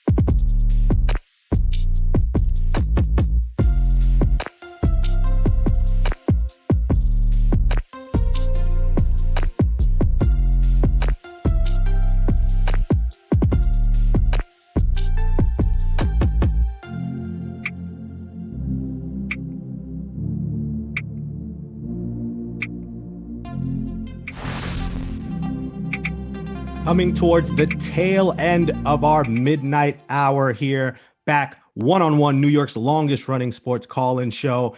Andrew Posadas, Nick DeLuca, Nick Fata, and as the great Scott Van Pelt would say, we are not tired yet. We've given you an abundance of NFL and football coverage from the offseason to the draft. It's time to go from the gridiron over to the hardwood because, fellas, the first half of the NBA season is in the books. Obviously, we await the All-Star game in Atlanta tomorrow night with the skills challenge, the dunk contest, three-point shooting contest. We'll talk about that a bit later in my second headline segment, but let's focus on what's important right now during this break, and that's handing out NBA midseason awards. Now, we don't have them. I don't have awards here. Maybe I can pass my water bottle off as a trophy, but again, here to give out midseason awards for those that deserve it. And let's start with the most valuable award, and that would be the most valuable player. DeLuca, I will start with you. Who is your midseason MVP so far? It's a toss-up between, to me, two players being Joel Embiid and LeBron James. And I know that there are a number of people who are clamoring for LeBron to win yet another well-deserved MVP. But I have to give Joel Embiid the nod in this situation. 5 games of 40 points and 10 rebounds. That's as many as the rest of the NBA combined. The 76ers are a plus 11 with him on the floor. They're a minus 6 when he's not. They're 1-5 when he hasn't played, and they're the number 1 seed in the East. The 76ers, this is the team that they thought they were going to be building over the last few years. And maybe it was just that Doc Rivers and Daryl Morey had to come in and be the adults in the room to really get them to where they needed to go. But this is the team that they envisioned with Ben Simmons and Joel Embiid and playing the good basketball that they have. I just, when you're the number 1 seed in the East and the defense for the 76ers has played the way it has, I think Embiid has a decent case for Defensive Player of the Year too. I think that just the way that he's been able to carry that team, as great as LeBron has been with the Lakers in Los Angeles, I'm going to give Embiid the nod as the most valuable player at the midseason mark for the NBA. Yeah, you could throw LeBron in any conversation any given year. There's no question about that. But I think Joel Embiid has just asserted a sense of dominance, really from the center position that you. Again, Shaq is a whole different breed, but you could argue he's close to that level over in Philly. He's averaging 29 and 11. He's shooting 52% from the field. And like you said, Sixers top of the conference. He is straight up bullied top centers in the league. Rudy Gobert the other night of the Jazz just dominated him. He really is just, and the best part is he's having fun out there when he does it. He's always a troll, as the internet would say. So I think Embiid is really, season ends right now, he's got it, and I think he will continue to produce like he has in the first half of the season. I guess if I wanted to pick a dark horse, depending again how the second half goes record-wise, I want to say Steph, because when that guy plays for the Golden State Warriors, they're just such a different dynamic team, and when he's hot, it's just how do you guard him? That's been a question the league has been asking for the past 5-6 years. So I would put Steph Curry as my dark horse, but you're picking a number 1 guy right now. It's Joel the Process Embiid. See, I'm going to go off the radar a bit because, again, it's the most valuable player And I think the most valuable player so far is Damian Lillard. And I will explain why. And I know what people are thinking. Andrew, didn't you pick Damian Lillard in the season preview of Pick and Pod, which you can find on WFUVsports.org, shameless plug, about a month and a half ago? Isn't that why you're picking him now? No, that's not the reason. I'm picking Damian Lillard because without CJ McCollum, who is having a career year to start this, Yusuf Nurkic, who is one of the better bigs in the league and has been hampered by injuries. Another emerging young player, Zach Collins, he's out for the season. Yet this team stands 21-14. They're fifth in the loaded Western Conference. And Dame right now, 30-8. I mean, he's shooting 45% from the field, over 40 from three. And it's a great statistics ESPN put up. They put up a video compilation. He now has a clutch basket in the last 2 minutes against every team in the NBA. I don't think, obviously, you could say Steph or you could say LeBron. Who do you want the ball in their hands to win a game? Arguably, you have to say Dame right now. And I have to think with what Portland has had to work with. Remember, Embiid, Simmons, they aren't battling injury right now. They added some good pieces. Doc Rivers is a phenomenal coach, and he's really taking this team in the right direction in the first spot in the East. But I have to think when you consider the hand that Portland was dealt with the injuries, for them to be in fifth place right now and just 2 games out of a top 3 spot, I think if they can continue trending and they bring back those guys and Dame keeps this up, I think he's going to find himself right there at the top of the list. And I have to say, Damian Lillard is the midseason MVP to me so far. I don't disagree with that. I think that Damian Lillard is perennially one of the least appreciated players in the NBA. And it's not to say that no one gives him credit because he's been an all-star and people know who Damian Lillard is. But in terms of being underrated, I don't think people understand how good Damian Lillard is. And again, I was fortunate enough to go and cover a Knicks Blazers when the Knicks won, but he just is incredible. The shooting ability and the passing ability, the vision, and just the clutch shots, like you mentioned. He is an unbelievable player.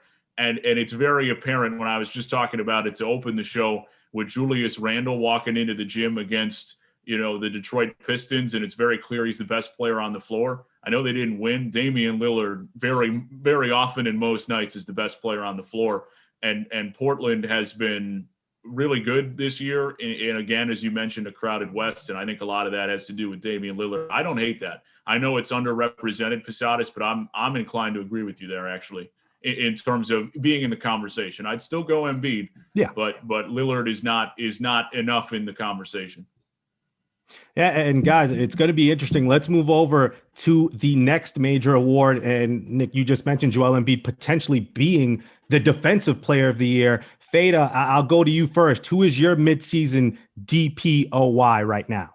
I think it's always, there's guys that are just always in top tier contention for this. And I want to pick, I guess it's kind of contradicting what I said about Rudy Gobert, but I'm going to pick him again, and I think it's mainly because his defensive presence in the middle, I don't even know how to explain it. He's just a force down low where you try and take anything in there, and he's either going to contest it or he's going to send you out. He's second best player on the Jazz. The Jazz are the best team in the league right now in terms of record, and they're just, without Gobert kind of holding it down there, that team changes completely. I want to pick Rudy. He's averaging 2.8 blocks, so close to 3 blocks a game, 13.2 rebounds, so he's going to haul down your defensive boards too. He's going to stop most big men. Again, I'm contradicting myself with what I said about JoJo, but I think it's got to be Gobert right now, and that obviously could change, but he's been one of the best, if not the best, rim protector in the league for the past 4 years. So I'm picking Rudy Gobert. I don't think it's smart to necessarily read too much into one game, as much as we're often prisoners of the moment in that sense. I'm going to agree with you, Fata. I'm going to go Rudy Gobert. League's 4th-ranked defense, and it's entirely about Gobert's ability to protect the rim. The Jazz have allowed 6.5 fewer points per 100 possessions with him on the floor. So I know that it wasn't great for him against Joel Embiid in the matchup, but usually it's not when you're talking about someone who's in the MVP conversation. So I like what I've seen from Rudy Gobert. Of course, again, as you mentioned, the Jazz are leading the NBA in terms of record, the best team in the NBA. So as much as, you know, it's a guy who's a repeat and who's often there in that conversation, I'm inclined to give it to Rudy Gobert again, although Joel Embiid is a close second. I just don't think you see someone win MVP and Defensive Player of the Year. So I'm going to go Gobert in this situation. Yeah, I think this is a three-horse race between Gobert, Joel Embiid, and Giannis. I feel like Giannis could be the DPOY whenever he wants, so because he's such a versatile defender, the most versatile in basketball. But I think it is Rudy Gobert. I think Rudy is in the midst of what Dwight Howard did in his prime, winning 3 straight Defensive Player of the Years. I know Giannis won it last year, but if Rudy wins it this year, it'd be 3 and 4 years. I think they'll do just that. They obviously don't have an MVP candidate. Nobody is doing it up to that degree to be considered, whether it's Gobert or Donovan Mitchell. So I think if they can keep that top record in the West, I think Rudy Gobert gets rewarded with Defensive Player of the Year. Guys, I want to move over to Sixth Man of the Year, and I want to get your thoughts on this because I feel like there's only one clear-cut choice. So DeLuca, who right now is your Sixth Man of the Year? Well, I think I'm going to nail this one. Is it Jordan Clarkson? Was that the answer you were looking for of the Utah Jazz? Scoring 18 points a game in 26 minutes. You know, getting things done when Donovan Mitchell needs a blow. And I think that it's one of those things where you look at the Utah Jazz and up and down their roster, generally you're going to give these awards to the team that's number one in the NBA. But that's a team that does not have a traditional star in that way. And I think that we feel like both Rudy Gobert and Donovan Mitchell are on that ascension. But guys who are not like, oh, you're signing Kevin Durant and bringing him in, and now you're the number one seed in your conference, or Durant and Kyrie Irving and trading for James Harden. This is a team that over the last few years has really gelled together and grown and become a top-tier contender in that way through the draft, through free agent acquisitions and trades, and done a good job of building it up that way with Quinn Snyder, their head coach, doing a very good job. But you always need those pieces, and it's not the big names. And Jordan Clarkson has certainly found his groove, a guy who did not play this way in the previous stops in his career, be it with Los Angeles or in Cleveland, but has really found a home in Utah. And 18 points a game in 26 minutes, Utah's needed that to stay at the position they're in at number one in the NBA. And Jordan Clarkson is absolutely the Sixth Man of the Year. There's really not much question about it. No disagreement there. It's funny. I'm very Jazz heavy with my picks, but as you said, Nick, they're the top seed in the league, so it is rightfully so. Their guys deserve certain awards, and the Jazz are just such a dynamic, well-oiled machine of just a squad where no wonder they don't lose games. You see highlights of their ball movement, you see highlights of their defense. Just everything is just so fundamentally well played as a team.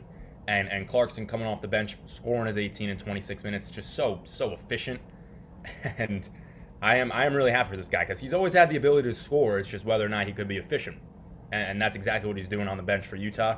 So I think, no question, this guy deserves the Sixth Man of the Year. Yeah, all in agreement on Jordan Clarkson, especially with that offense that the Jazz has had the last couple of years. They need a spark plug, a microwave coming off the bench, and Jordan Clarkson has been just that. Guys, I want to move over to Most Improved. I think this is another award that right now there may be just one answer to it. So, Fata, I'll start with you. Who is your Most Improved player coming into the midseason? Well, I'm hoping this is my one answer, and I'm hoping it's the same, but I'm going with Julius Randle. And I could be a bold, maybe potentially biased take, but he's just been spectacular. There's no better way to put it. 23 points a game, 11 rebounds, 5.5 assists, all career highs. He's the vet leader for the Knicks. He's the team leader. He's first-time All-Star.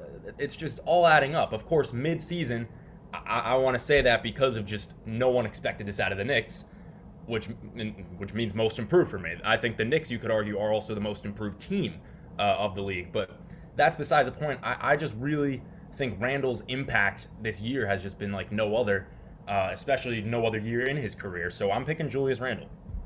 Posadas, I want you to go here because we're gonna have some discussing to do. All right. So again, Fata, I understand Julius Randle. I get it. But I think the correct answer right now is Jeremy Grant from the Pistons. When you consider that he came into this season with a career average of 9 points, he showed off in the bubble. It got him paid $60 million to go to Detroit. And a lot of people were wondering, would he live up to that contract? And he's averaging over 20 points per game. You talk about the rebounds, the assists are up. He's having a career year. And what he does as a two-way player, I think that's even more valuable. He's a great defender. And I think obviously Detroit's having an awful season, but it's not because of the efforts of Jeremy Grant. I think when you look at the statistics and what he's been able to do as the number one option in Detroit, I think he's proven that if he continues this trajectory, he's going to run away with most improved player, in my opinion anyway.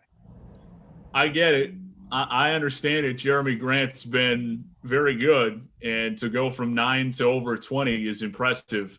But the Detroit Pistons have not been. And I know that a lot of times these awards are biased toward teams that have been successful or have had surprise seasons. And I don't know if Fata was looking at my answers, but I was also going to go Julius Randle. 23, 11, and 5 for the Knicks, who are in playoff position. And to me, it's as simple as that. This is a team that's supposed to win 20 games. And as Fata alluded to when we opened the show, we thought, okay, why do we have Julius Randle? Is it time to trade Julius Randle? What can the Knicks, from a Knicks perspective, what can we get for him?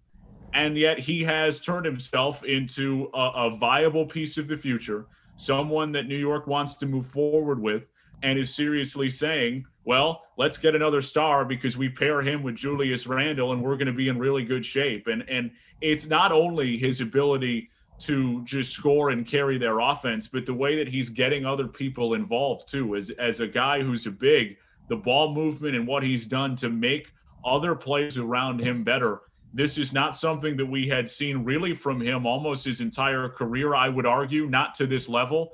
I think Julius Randle is the most improved player in the NBA this season, and I know it's not. It's the Knicks. The Knicks are back. You got to give Julius Randle the nod. DeLuca, I understand what both of you are saying, but Julius Randle did average over 20 points. He's had a double-double for a season, so it's not like he took this incredible leap. Assist-wise, I give you that. He's averaging 5.5. He's only averaging 3 for his career. But I think when he came out as a lottery pick, we thought that he could be, a very good player in this league, one of the better bigs. A lot of people compared him to a Zach Randolph. And Zebo was an all-star in this league. So I think there was a high ceiling for Julius Randle. And so when you think about Jeremy Grant and for him just coming out of nowhere in that bubble and kind of emerging as the third guy behind Jokic and Murray, and now moving on to Detroit and doing what he's doing, he could have really just faltered over there and averaged 14 points and 3 rebounds, 3 assists, and nobody would be saying anything because it's Detroit. But when you consider the numbers he's putting up, credit to Julius Randle. But I think I didn't expect Jeremy Grant to have this type of season, but I always felt like Julius Randle at his best could give you these type of numbers. So again, agree to disagree, but I think those are the two guys that I think we'll see go back and forth down the stretch for that award. Guys, I want to quickly get in the last 2 awards. I think this one we all might be in agreement with. Rookie of the Year. DeLuca, who is your Rookie of the Year so far?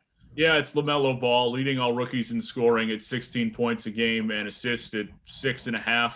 The Hornets, I don't think, are a great team, but they're still the 7 seed. So his production has been instrumental in them getting to that spot at around 500. I believe they're a game under right now. What he's done has been extremely impressive. He's what we thought Lonzo was going to be. Yes. And Lonzo wasn't that, but LaMelo has been a really impressive start. He's your Rookie of the Year. Yeah, there's no question with that. Again, I was hoping maybe the IQ show quickly would be able to step up, but it's just obviously there's not enough to draw over there. LaMelo, since he's become a starter, I believe he's averaging 20 and then close to 7 in both rebounds and assists. It's just spectacular play from a guy who, again, scary to think. I think I'm a couple months older than him. So I don't really love thinking about that, but it's just cool to see, he's fleshed out to be what has been so hyped up about him since I was a freshman in high school when he was dropping 100 points on teams. So it's cool to see that. I think LaMelo was just spectacular player. I think he's only going to get better. it's just a unanimous Rookie of the Year. If you could give it to him unanimously, I think that's the right thing to do. Yeah, Charlotte at the 7th seed. And once LaMelo got into the starting lineup, he has not looked back, given a few triple doubles. And as DeLuca mentioned, he is what we thought Lonzo would be. You can see that aggression, that assertiveness, especially on offense. LaMelo has never seen a shot he didn't like. And he's really been one of those catalysts for the Hornets as they look to stay in the playoff hunt. Finally, Coach of the Year, guys, this one is a tough one. There are a lot of good candidates you could choose from. DeLuca, who is your Coach of the Year in this midseason? To me, it's a two-horse race. Quinn Snyder of the Jazz or Tom Thibodeau of the Knicks, and I'm inclined to give it to Tom Thibodeau because, again, the Knicks were supposed to win 20 games, and they've won 20 games at the All-Star break. So no one had this expectation for them at all. You can at least make the case that for Quinn Snyder, he does have Rudy Gobert and Donovan Mitchell and Jordan Clarkson, who's really come along, and a lot of credit goes to him for that development on the part of Quinn Snyder as well. But I think it's Thibodeau because the Knicks were supposed to go nowhere this year, and they've gone somewhere. And for as bad as they've been, for as long as they have been, come on, it's Tom Thibodeau. Yeah, I want to pick Tibbs because again, it's just the New York in me. But I'm gonna go opposite and give it to Quinn Snyder because what the Jazz have been doing this year, it's just sheer dominance. I think they were 19-1 in their last 20 a few games ago. I think they got the streak snapped by the Clippers, who of course are a top team in this league. They've just played such cohesive team basketball, just like the Knicks. But I mean, the real difference is the Jazz are that one seed, the power of the Western Conference, which is usually said to be a much better conference than the East, which we can always debate. But I want to give it to Quinn Snyder. I think, Andrew, I'm going to allude to what you might want to get to. You could throw in Monty Williams there, Phoenix Suns. So maybe he's your pick, but if that's the case, I'll let you get into it. But I'm going to stick Quinn Snyder. Ada, bingo, bingo, bingo.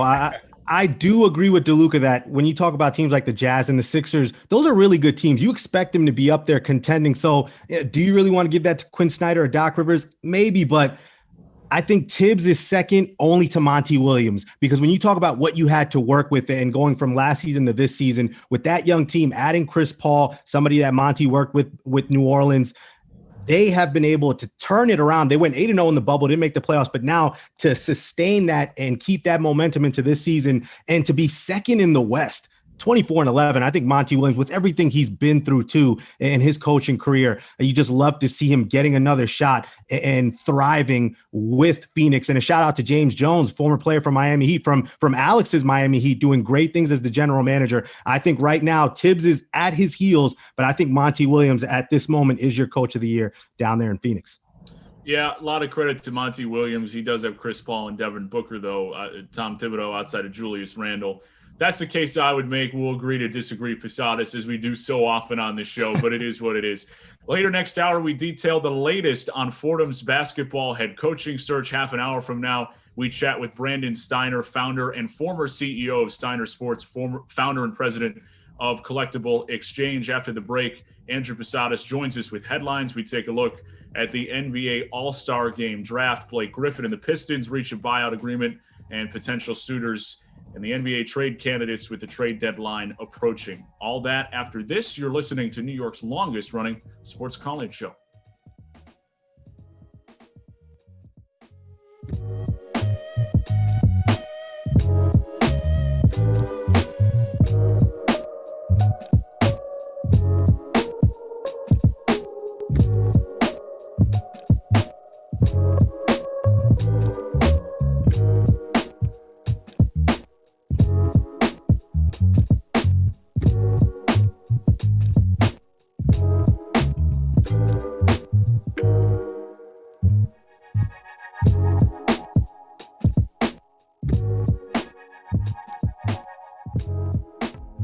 Be sure to check out all of our latest podcasts on WFUVsports.org or wherever you get your shows, including NFL Friday, Nosebleeds, Pick and Pod, 5on3, College Gridiron, and FUV FC. Also, our newest edition, Off the Air, diving into the station's legacy with its most prominent alumni. WFUV Sports, home to New York's longest-running sports call-in show and the flagship station of Fordham Athletics.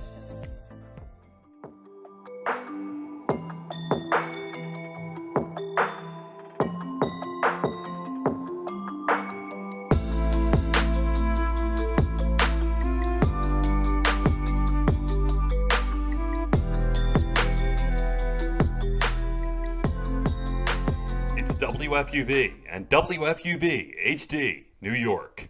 Listener-supported public media from Fordham, the Jesuit University of New York. Right here on 90.7 FM, WFUV.org, and WFUVSports.org. This is One on One, New York's longest-running sports call-in show on 90.7 FM, WFUV.org, and WFUVSports.org.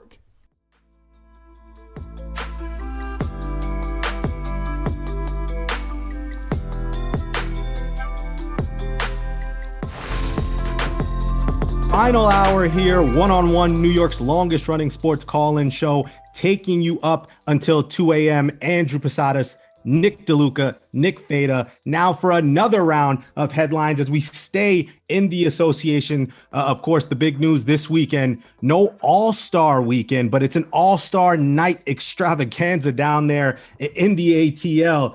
It all gets started at 6:30 Sunday evening when we get the skills challenge and the three-point contest. And then at 8 p.m., we will see the best players on the planet playing against each other in the All-Star game. And the slam dunk contest will be held at halftime of that game. So something different, something innovative from Adam Silver and the NBA as they're donating $3 million to HBCUs and towards COVID-19 relief funds. The court itself will have an HBCU-esque logos on it and to represent those colleges appropriately. But guys, I want to focus in on the two teams in question. Obviously, we saw the All-Star draft between LeBron James and Kevin Durant back on Thursday on TNT. I want to give you the starters now. LeBron was able to pick Giannis first. KD picked his fellow Nets teammate Kyrie Irving second. So here are your starters for Team LeBron. It's LeBron, Giannis, Steph, the Joker, and Luka Magic. And on the other side, Kevin Durant will not be playing in this year's All-Star game due to a left hamstring strain. So his team will be Joel Embiid, Kawhi Leonard, Kyrie Irving, Bradley Beal, and Jason Tatum. So DeLuca, we heard Giannis say in his post-game after that announcement, he was eating lemon pepper wings. Shout out to Drake for Lemon Pepper Freestyle, dropping that this weekend. But Giannis simply said, oh, it's over. DeLuca, when you look at these two starting fives, are you with Giannis? Is this clear-cut advantage for Team LeBron? I think so. And LeBron has done this the last couple of years where he seems to be someone who would be well-equipped to be a GM, or at least compared to the rest of his constituents in the league where some other questionable decisions. But yeah, I mean, you get LeBron, Giannis, and Steph, and Luka for that matter. I don't know. That's pretty darn good as far as I'm concerned. And not to omit Jokic there, but just those four, when you start with that, is really impressive. And I know that Joel Embiid has been the MVP of the league in my estimation, but you look up and down that roster, that's really darn impressive. I mean, they are. It's an all-star game, for crying out loud. They're always going to be really good, but I like what Team LeBron has put together.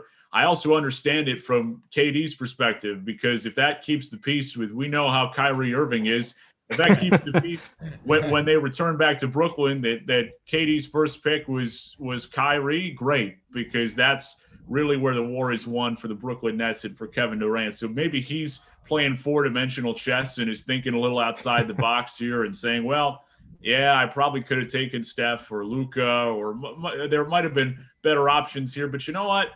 I don't really want to hear about it, or Kyrie to leave for 2 weeks, so I'm going to do that. So I understand it from KD's perspective too, but yes, the nod goes to Team LeBron in this situation. Yeah, I think the GM did a pretty good job, per usual, with his all-star drafts. I mean, it's just the sheer, obviously, star power is prevalent everywhere, but Giannis MVP, Steph unanimous MVP, Luka I think will be an MVP, and you could argue Jokic will be an MVP.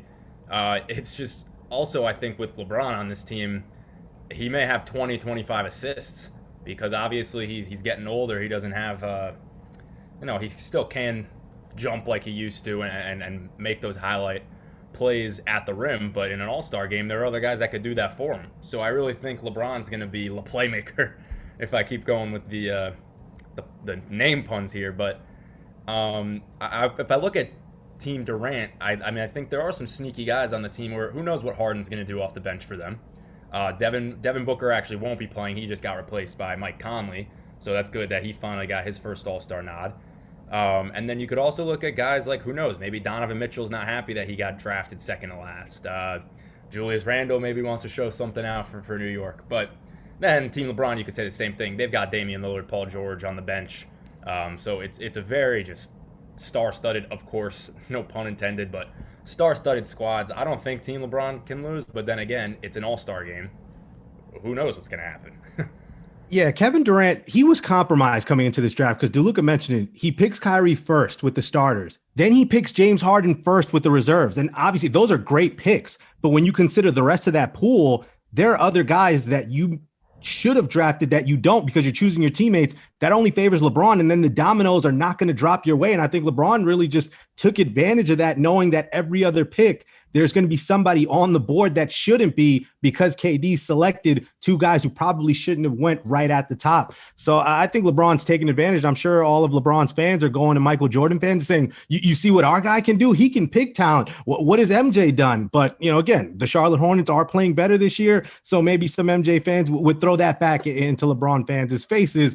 But this is disgusting. You can't have five guys like that on the floor together. It's going to be a high scoring affair, but it might be one of those 178 to 135 type of games. If this starting lineup plays more than 20 minutes together, they're putting up at least 150 points. It's just, I can't see it, but I imagine it'll be competitive early. But with that starting lineup, depending on how the rotations are played, there's going to be a whole lot of fun on that side. Steph, Giannis, Luka, Joker, all great, phenomenal passers. LeBron, expect a lot of alley-oops and a lot of highlight plays from that starting five.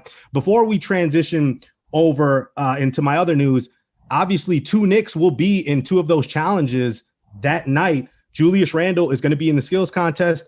Obi Toppin is going to be in the dunk contest. So Fata, I'm going to start with you. Who do you think has the better chance to win their respective contest on Sunday between Obi and Julius?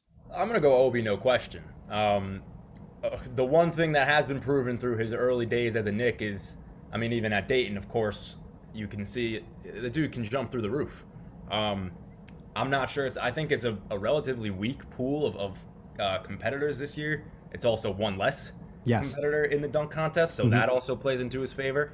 I also think, I mentioned this on Wednesday night's show, I think it's huge for Obi Toppin's confidence to win this.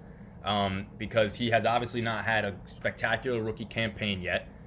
He did miss a few games, but he hasn't gotten the minutes he's hoped. He hasn't played as well as he's hoped. So if he wins this not only could bring, I guess, more support to the Knicks' hopes to keep it rolling for the playoffs in the second half of the season, but also it could give a sense of moral support for Obi if he wins this to think, yeah, I still got this. I can jump. I can do this. Let's get going for the season. So I think Obi's got the chance. Julius, though, he's been surprising all season, so who knows? But I'm still going to pick Obi, that guy with his jumping ability. I don't know if he can lose.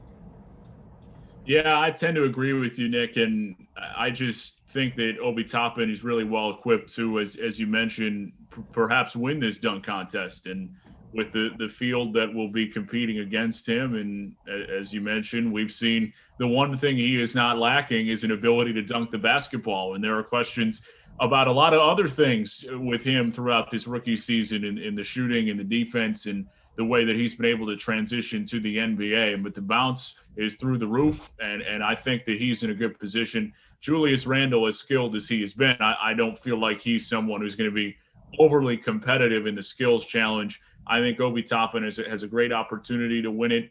He's a guy who, even coming into the league, really reminded you of perhaps a bigger Zach LaVine in that way, and somebody who you felt like was going to be able to dunk with the best of them. So I actually do like Obi this weekend, not only is, which Knick has the better chance, but to be a serious contender to win the NBA dunk competition.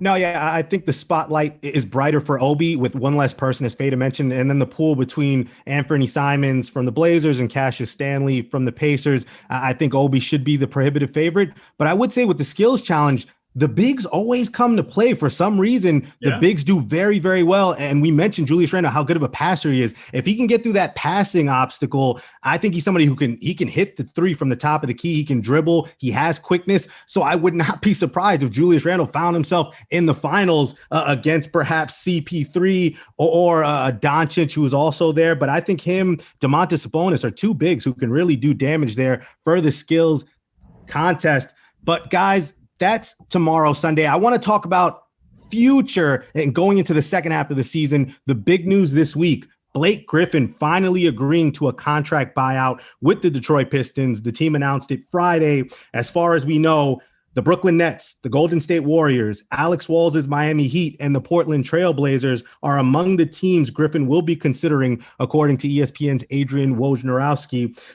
Griffin is 31 years old. He was owed $37 million this year and $39 million next year. And this season so far, relatively quiet, 12 points a game, 5 rebounds, 4 assists. More importantly, 0 dunks for a guy who we've known as a high flyer coming out from Oklahoma, jumping over a Kia, and no dunks this season at 31 years of age. Fata, what do you think about Blake Griffin's chances? A lot of people are saying that the Brooklyn Nets are the favorites to sign him. If the Nets do indeed sign Blake Griffin, where do you think that could be a place where Blake Griffin himself, with all the stars there, is that a place where Blake Griffin can kind of reinvigorate himself and get some fuel to that fire and get back to the Blake Griffin we knew he was? Obviously, it's not going to be the all-star caliber Blake Griffin, but can he see some of that semblance in Brooklyn? I hope he goes to Brooklyn for multiple reasons. I've always liked Blake Griffin just because of the Showtime type of play that he has. That's not him anymore, though.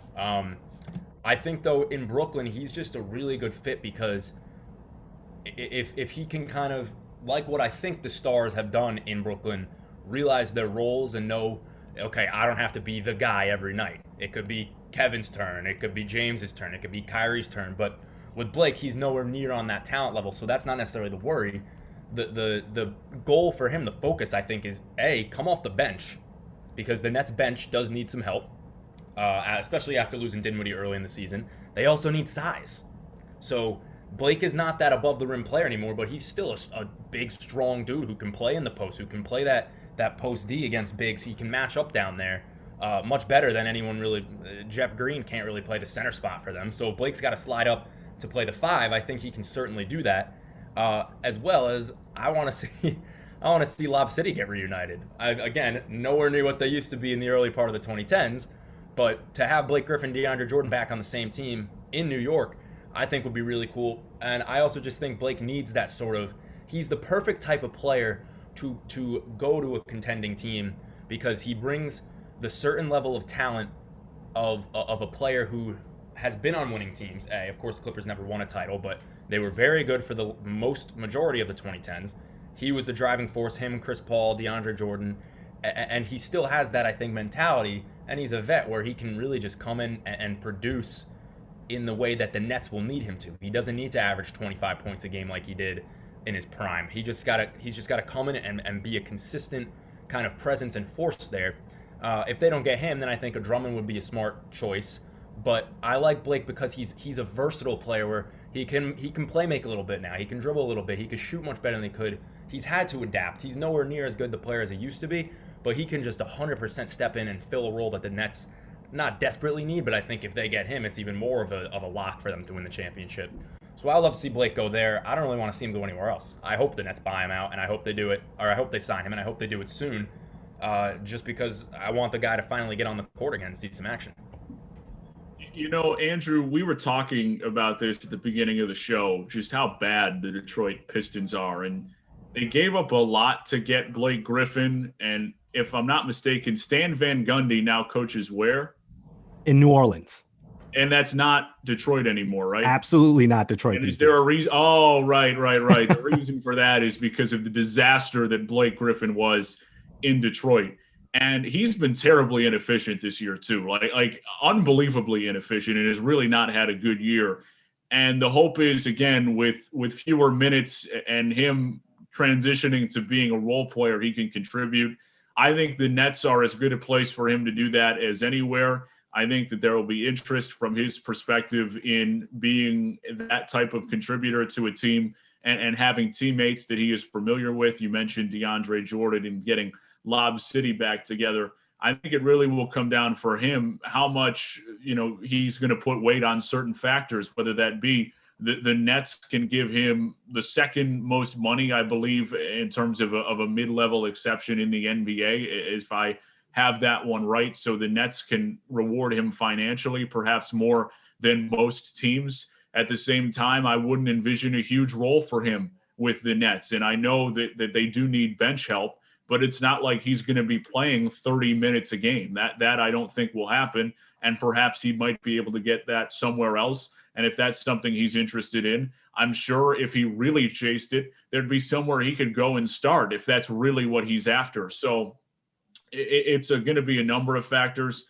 Based upon what the reporting says, I would expect he's interested in a contender.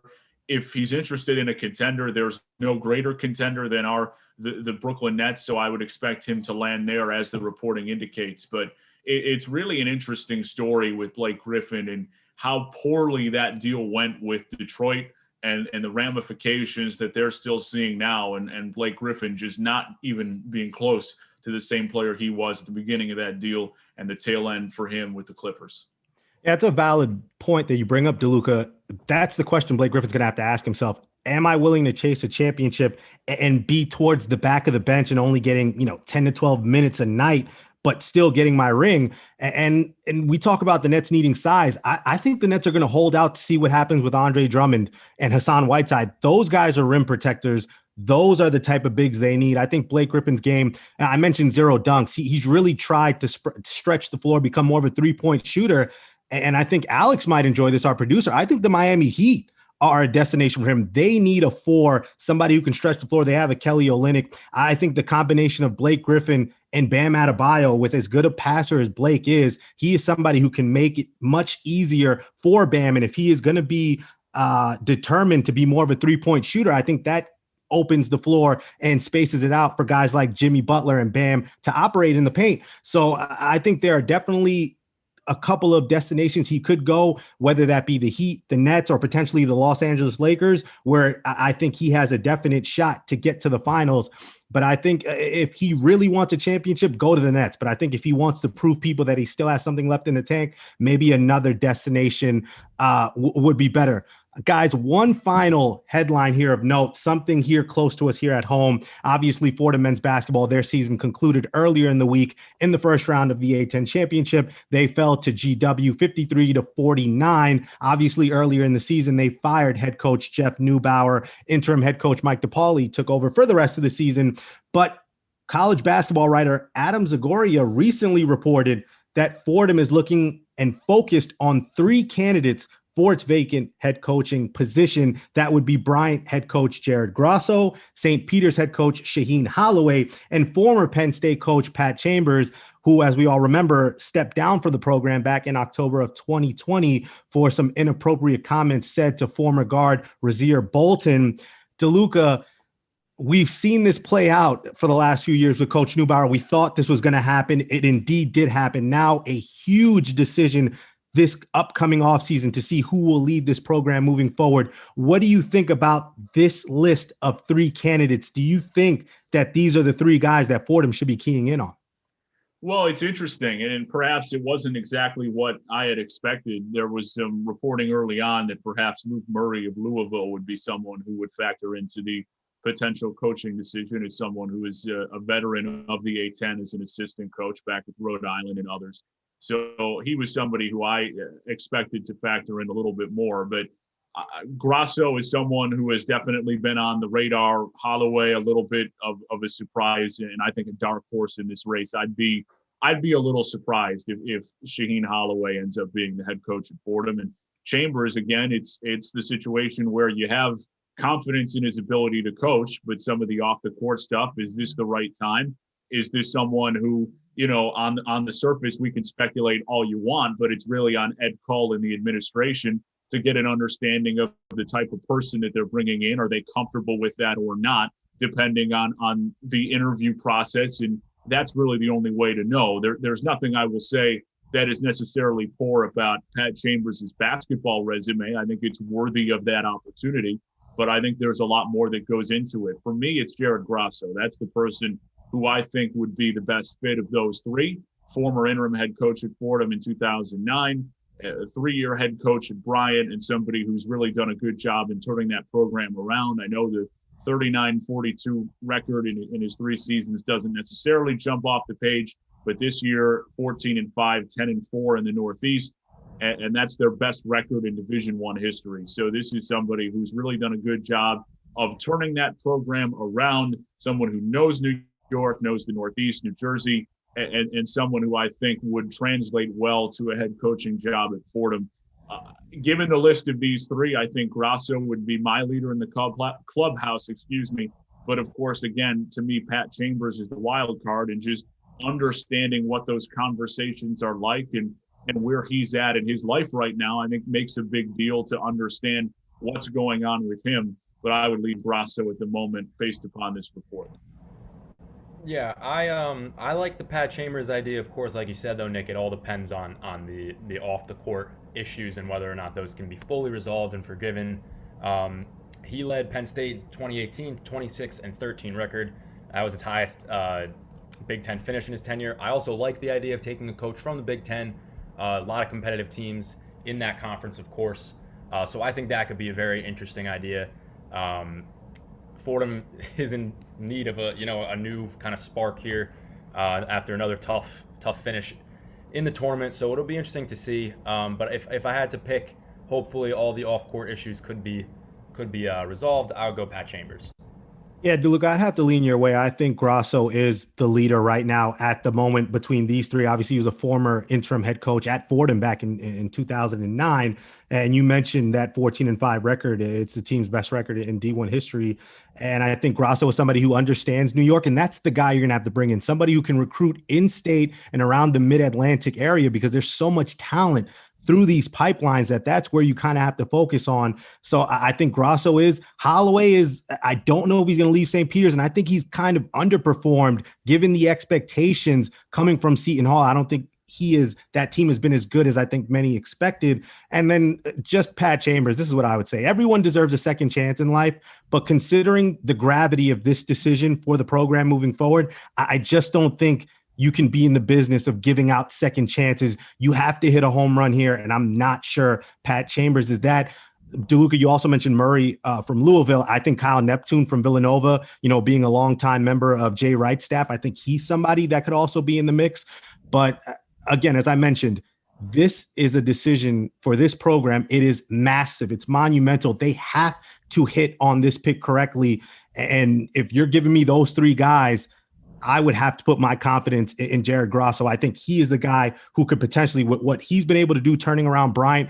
We got to see Bryant play last year. They beat Fordham, and that team was so well coached. I think Jared Grasso, with these three candidates, I think Jared Grasso was the right guy for the job moving forward. But again, the season just ended a few days ago, and I'm sure it will be a long spring for now athletic director Ed Cole and that entire athletic department to find the next guy under the helm for Fordham men's basketball. Yeah, and I think it's important to take into consideration in this whole situation, like what is the interest in the job? I mean, it's no secret that this has not been a place where people have won in a long time. So I think that's also something to take into account, and the financial situation, of course, is also something to be considered. And you mentioned some other names in addition to those three who apparently are the people that Fordham is zeroing in on. Orlando Antigua at Kentucky, and then at Illinois too would be another guy who I think would be someone who just has displayed a really great ability to recruit. Now, is that someone who's in Fordham's price range and someone who would have interest in coming to Fordham? I'm sure with some of the openings elsewhere that he would have an opportunity there as well. So someone else to keep in mind. But I think right now, based upon the reporting, Jared Grasso would be someone who I'd lean. But again, I think Pat Chambers is someone you can't necessarily sleep on, just as someone who knows how to recruit and has been successful at that level. But again, there's always that caveat in understanding what you are getting from a personal level which is something, of course, that we are not privy to. So all you're doing is speculating at this point, but should be interesting and hoping to get that decision sooner rather than later so we can talk about it, because it's really interesting and something that's important for the program going forward. Bottom of our final hour, Nick and I on the latest from Yankee spring training. Up next, a fun conversation with Brandon Steiner, founder and former CEO of Steiner Sports, founder and president of the CollectibleXchange.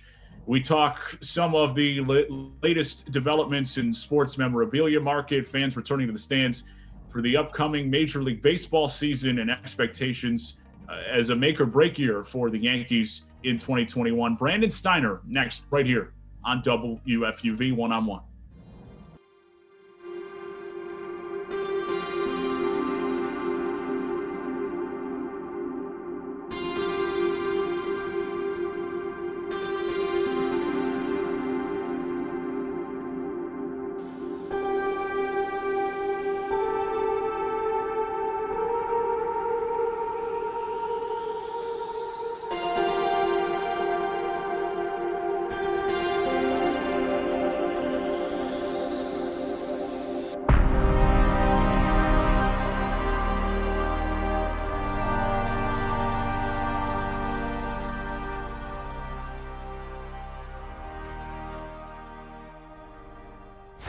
Here on One-on-One, New York's longest running sports call-in show, and it's our pleasure to be joined by Brandon Steiner, the founder and former CEO of Steiner Sports, inspirational speaker, author, founder, and president of CollectibleXchange and the Steiner Agency. You can find him on Twitter at Brandon Steiner. I know he wants me to go to LinkedIn, so we can find him on LinkedIn. I'll let you plug that in a second. Brandon, thanks so much for joining us again. Appreciate you coming on, and was wondering first and foremost, how did your jump shot end up over quarantine? How did that go?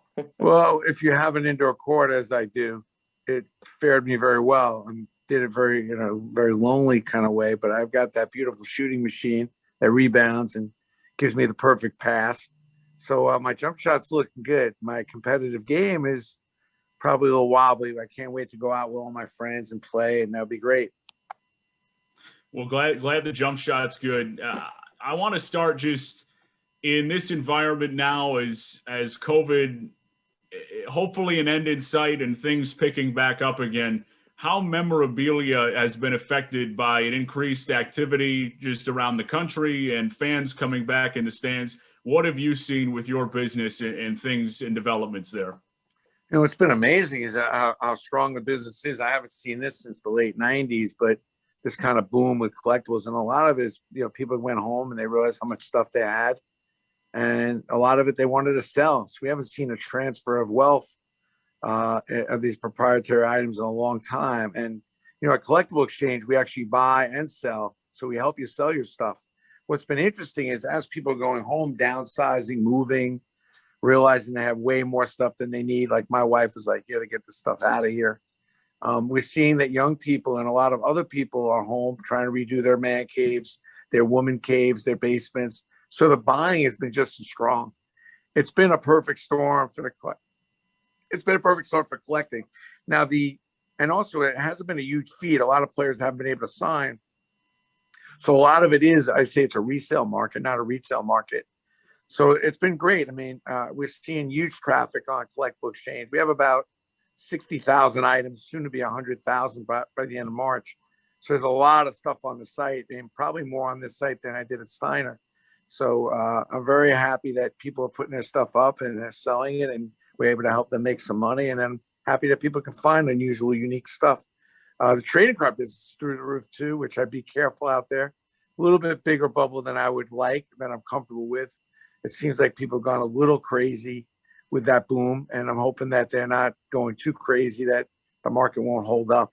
But, it's been weird, man. But, collectibles show well online. It's easy to digest. It's, you can't go to the ballpark, so you're kind of remembering these great moments. And I think it's inspired people to be more active. Yeah, and that's what I was going to ask about a little bit. You mentioned the trading card business and a lot of people home now getting involved in the market, the collectible market that probably weren't before. So what are some of those things that you would tell people that are either new to the market or that you've just seen that you would tell people to kind of look out for and keep in mind? Tell people to take a breath, be careful, because, this is an unregulated market that really is unclear about the supply chain. It's also unclear the demand chain, so, it's not like you have any backup or substance to making these big investments. You're buying a card for $25,000 based on what? Is it you think it's going to be worth 50? And there really is no track record to all that. And there really is no understanding about how many of those cards actually exist other than what they tell you. But these are not, in some cases, fact or a feeling. My big problem with the trading cards is even if you do find a good card, which is slim and none, so you can look through tens of thousands of cards and find zero. I'm more worried about, you have to go get these cards graded, and there are only 2 companies that do it, and they've quadrupled their prices. So not only are you going to spend a lot of money to find the card, and once you find something decent, it's going to cost you more money to grade it. And the chances of that grade being a 10 are, again, slim and none. What I don't understand. So I went by a Mercedes. Well, we're not sure if your Mercedes a 10 or grade, a high grade. Why would I have to buy a pack of cards and have to get it graded? Why wouldn't every card coming to me be a perfect 10? I'm paying enough money for it. It's just paper. So why wouldn't you make all these cards perfect and just limit the amount of these incredible cards? Why do I have to go through this grading process? It just seems asinine to me and expensive and extremely subjective. Some kid who's looking at cards, there's no exact formula, is deciding whether a card's a 10, a 9, or an 8.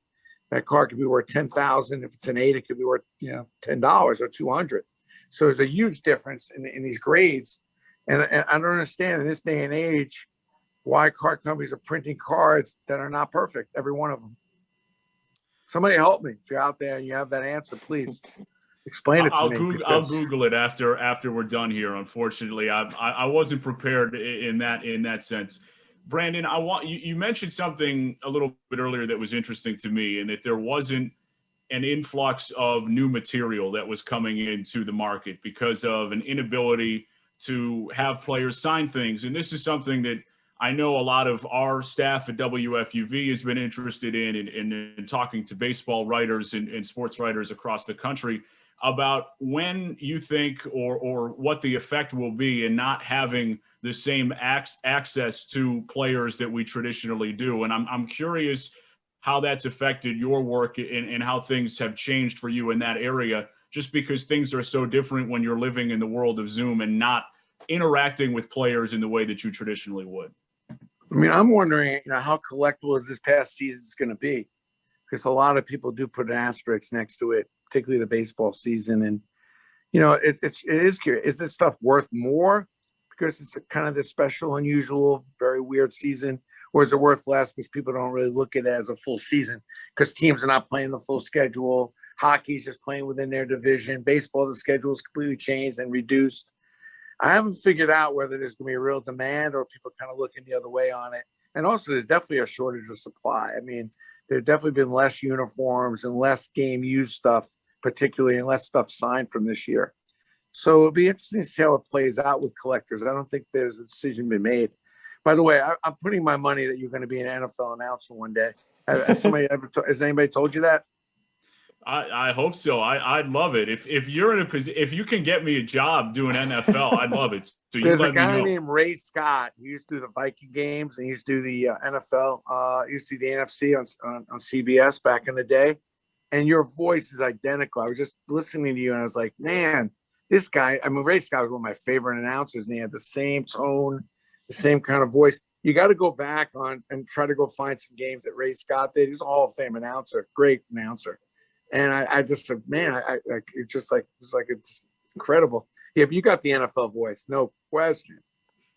That's what Nick's here for. No, Nick's got the voice. What I was going to ask you about, Brandon, is something that you mentioned too is lack of the supply. What I've seen on social media recently is digital collectibles have become very popular. And it's something that I'm really interested in your thoughts on it as somebody who's been in this market for a while and knows it so well. What is your outlook on digital collectibles and where the market is kind of moving in the future? I'm confused. I mean, I'm trying, and people have been pitching me this for a few years now, so it's not new to me, although it seems like it's hot now. I'm trying to understand what the hell people are buying.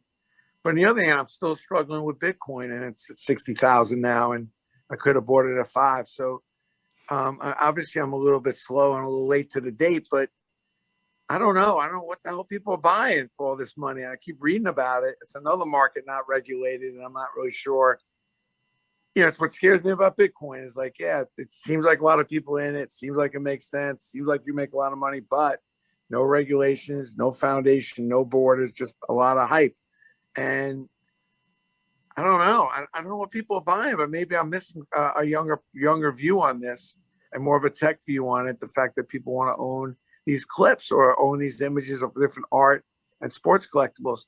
I will tell you that I am looking more into it. I'm taking it a lot more seriously. And every day I'm trying to have somebody explain it to me so that I can understand it and see if I can participate. And I won't discount it because especially some of the proprietary stuff probably makes sense. Talking It's with an interesting Brandon question, Steiner. though. You did your homework, man. Talking with Brandon Steiner here on One-on-One. Brandon, I was curious because I know that you're someone who's worked closely with the Yankees and others in professional organizations and just has experience in doing that. Curious how you felt Major League Baseball handled last season and now seeing them in a position to allow fans back for this upcoming season, what your expectations would be. My expectations is how I feel about all sports. I think it's extremely generous and courageous. And I'm very thankful, grateful for all these teams and leagues that, I don't know if you know how hard it is. I don't even want to go. I'm not going anywhere. But these guys are traveling on airplanes, hotels, playing in front of empty stadiums, barely have anybody helping them. I mean, granted, they make a lot of money, but, it's tough. It's a grind. You go to these cities, you're by yourself. You're really not supposed to leave the hotel. All the fanfare and all the good stuff is gone. Maybe they'll be more grateful for that from a player perspective. But, I'm grateful. I mean, here I am sitting home, obviously limited to where we can go and do. And I know I can go home and watch some games on TV with players risking, their health, their life, or the people that are putting on these games. I mean, I give them a lot of credit. I don't know if people realize how hard it is, particularly this last summer and spring and fall, to put these games on and all the dancing and all the things that owners and teams have had to do. I'm not crying for them. I mean, in a lot of cases, they've managed to at least keep, making some money or breaking even. Some people are saying they've lost money, but I'm grateful, man. I'm thankful. And I wish people would just take it easy a little bit because these guys are leaving their families. These women are leaving their homes. Potentially bringing things back. I mean, obviously they're not frontline workers. I'm not putting them in the same category, but listen, in a lot of ways, they've saved a lot of lives. Being able to go home and watch some games, watching football on Sunday, basketball, baseball during the week. We got a lot to be thankful for. And as usual, sports in this country has come through. That's how I feel.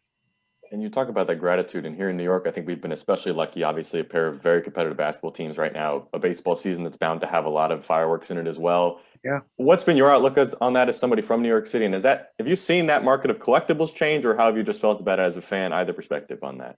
I mean, people are still kind of scratching their head about the Nets situation. The Yankees are always the Yankees. They're the number one market collectible. There's nothing like collecting the Yankees. And I don't know if people know what to do with the Knicks because it's a revolving door scenario. There are guys coming, they're going. So it's weird. And the collectability of that team still is not, I haven't seen much, and the Giants and Jets, same thing. Like, they're more of a disappointment than they are something that people want to actually recognize and collect. And I think that right now, this Nick thing could be really the next best thing. And I also think that the Yankee Met thing could really be big. Both teams doing well. Both teams are going to be good. Both teams playing against each other. I grew up, we always, who was the better second baseman? Who is better shortstop? Who's the better third baseman? I think that we could use some of that, that really in-your-face competition. I think I'm really excited about the Yankee Mets scenario. It could be really fierce. The Yankees are as competitive as anybody, as an organization, as a team. And don't kid yourself, Steve Cohen, he's not going to go down quietly or lay down. He's going to pull out the stoppers too. I'm very curious to see about the Nets. I'm really willing to see if this team can come together. I'm hoping they didn't trade away too many of the parts that you need to win a championship. Make no mistake. You can have all the scores you want, but you got to have some of that balance. And I'd be interested to see if they pick up a couple pieces here to help them make a run. But, anytime you get to watch a Harden, a Durant, and a Kyrie Irving, three of the greats, it's certainly going to be entertaining. And they have brought entertainment to Brooklyn. And it's a big big hill to climb when you want to step over that Knick fan base. I mean, as a New York is about the Knicks, and it'd be interesting to see if Brooklyn can make a run and take this town over. Same thing for the Mets. Like the Mets, we know has a real base, and a lot of people that have been pent up, angry, frustrated. They're just ready to explode. So this could be a very emotional summer with those two teams going at it. Very well could be. And the Nets, it'd be nice to see them getting into a run. This town is a big basketball town, so it could be a very exciting, late spring, summer for New York sports. Brandon, you talked about the Yankees briefly, so I'd like to go down that road perhaps a little bit further. I know you got some friends on that side of the Yankees organization, past and present. Is this a make or break year for the Yankees? What are your expectations for them here in the summer of 2021? I think it's a make or break year for a couple players.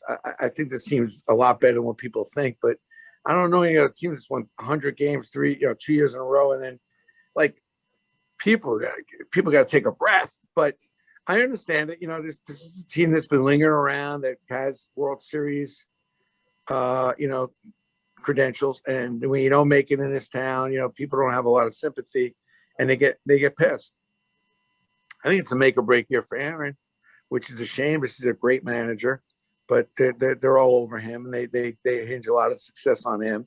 I definitely think it's a make or break for Gary Sanchez, and really at the tail end. I mean, he's in a Hail Mary category now.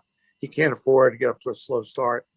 I think that this is probably going to be his last chance to be the player that they hoped.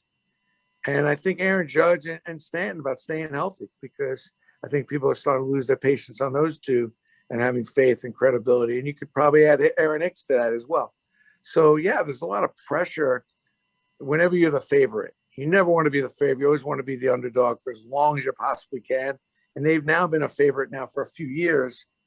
And I think the Yankee thing is going to be about staying healthy. Can they stay healthy? They've not been able to stay healthy the last couple of years.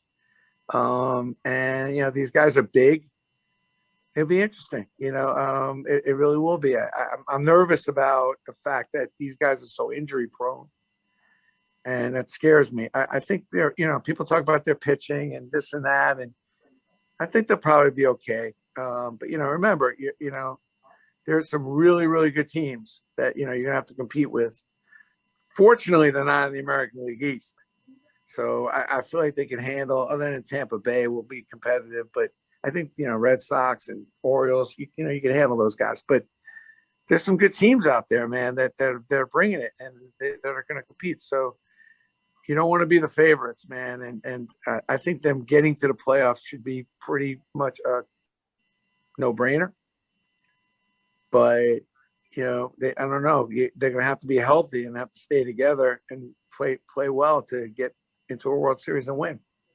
And the last one for me I want to ask you is that you mentioned a little bit about greatness there. In the last few months since we spoke with you, we've seen guys like LeBron James win another trophy. We've seen the Dodgers, an iconic team, get another World Series trophy. Your outlook on teams like that and players like that have this kind of iconic place in history, how they impact just either you as a fan or either on the collectible market, what you've seen change with those type of greatness. And now the Yankees obviously trying to do something similar as a team that you mentioned earlier that's very popular because of their history.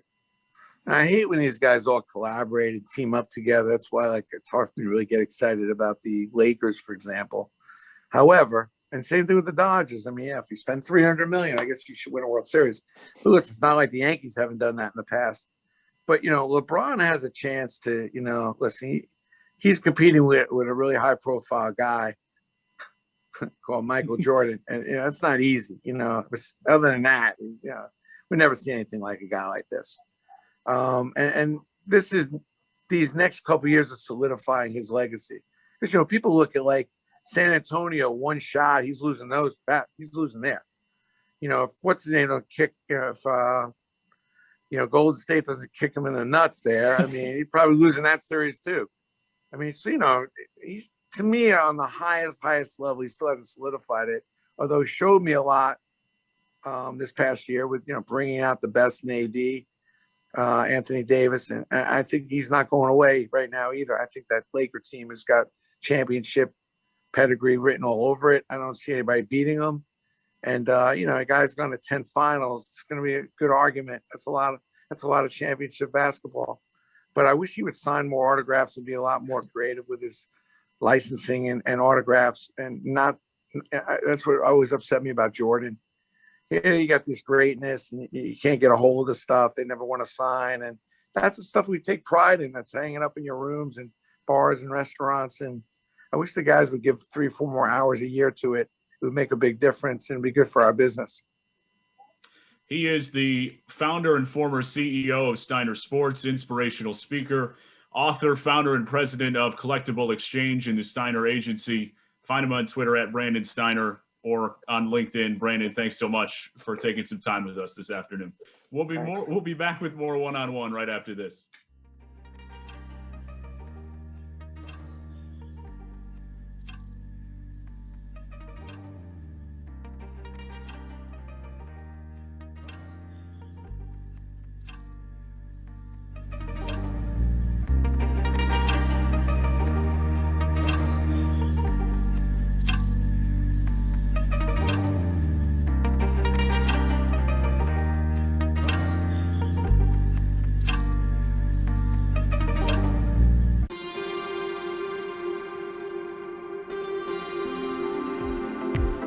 To support the WFUV Sports Department, visit support.wfuv.org to become a member or make a one-time donation.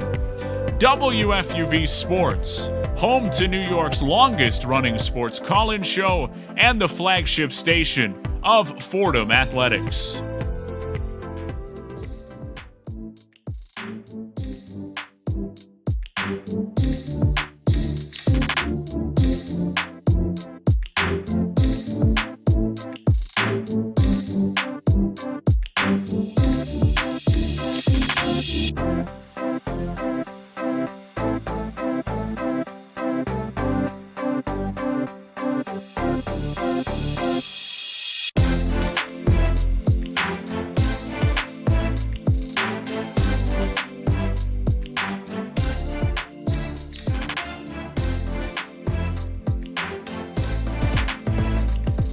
Final 10 minutes here on One-on-One, New York's longest-running sports call-in show. Our thanks to Brandon Steiner for some great insight about the memorabilia business, Yankees, fans in the stands, all that good stuff. So with a little time to wrap up here, Nick, let's get into a little bit of the Yankees and some news out of Yankees camp and spring training. Aaron Boone leaving the team due to medical reasons, a pacemaker put in, always something that's scary when you hear that word, and it's something surrounding heart health and everything else. And reporting now that he's going to be back with the team today, but certainly a scary moment and something that we're happy to hear that things are going well for the Yankees manager in a big year and ahead of it. Yeah, absolutely. It is always scary. You're right. I was hoping for the best, and luckily that is what happened. So it's good that Booney will be back. And you're right, big year, high expectations. So he's got his work cut out for him this year. That is for sure. And there are a lot of people who are speculating, perhaps before this medical situation happened, but when you're thinking about the context of the Yankees and the rest of the American League, and perhaps the Chicago White Sox maybe being the top competition for them in the AL, and the Rays being down, the Red Sox trying to figure things out pitching staff wise and looking to retool. Is this a make or break year for Aaron Boone? I'm inclined again to say yes, where the Yankees might seriously think about making some more major adjustments to what they've tried over the last few years, because there really isn't an excuse at this point. You know, the Rays got red hot, and the Red Sox were an all-time great team in 2018, and the Astros and what went on in 17, of course, and then we're hot in 19. But the Yankees seem to be very well equipped this year. And when you look at the rest of the American League, I think they've run out of excuses. This is the year that you're at least going to get to the World Series, or there have to be some consequences in this situation, because I recognize that maybe San Diego could be a team that would give the Yankees trouble, or of course the Dodgers, who are the favorites to perhaps repeat as World Series champions. But in the American League, it's got to be the Yankees league, right? There's just no way that they cannot show up in the World Series once again. Yeah, it's really now or never, I think. the Yanks have kind of had this same squad for the past 4 years, and they haven't even gotten to the World Series to show for it. It's incredibly disappointing as a fan. These guys have just been so good, but it just has not been able to be a complete postseason run. And you really ask yourself the question, well, is it going to happen? And this year, there's just no better circumstance. Last year, you could say, okay, it was tough, short season. Whoever's hot through the 60, 65 games, including the playoffs, that's probably who's going to win. The Rays were a much higher team than the Yankees were, and it showed. But this season, full season, the AL has gotten significantly weaker. The Yankees haven't not necessarily gotten stronger, but they have not gotten weaker. And there should be no reason for them not to march right through the AL. I said this on Wednesday night too. If they do not win the AL East, if they have to play a wild card game round, that's already a disappointment. They should have no reason for that. They should have home field advantage. They should be easily the best team in the American League. And the real issue for them should then be, who are we playing in the World Series? I see the top 3 teams in the league right now being, in no particular order, the Dodgers, the Yankees, and the Padres. We obviously have still not seen what the Padres can do, but with just the talent they have on that team on paper, it's looking dangerous. But the Yankees don't have to worry about them until/if they can get to the World Series. And really, in my opinion, it should no longer be an if. I don't see the Astros as a threat. The Indians without Lindor have taken a significant step down. The Rays lost a lot of their good pieces. It should not be an issue. It really should not. And I worry that it's almost too easy. On paper, it looks too easy for them to get there, that it may be a struggle. I don't think that'll be the end of the world. I just really think the one key part of it is stay healthy. That's always the Yankees' kryptonite. They cannot keep their guys healthy for a full season, get that kind of cohesive gel of the team to be ready to go for the playoffs, to stay hot, to get hot for the playoffs. And if they don't do that, then that's where the trouble comes.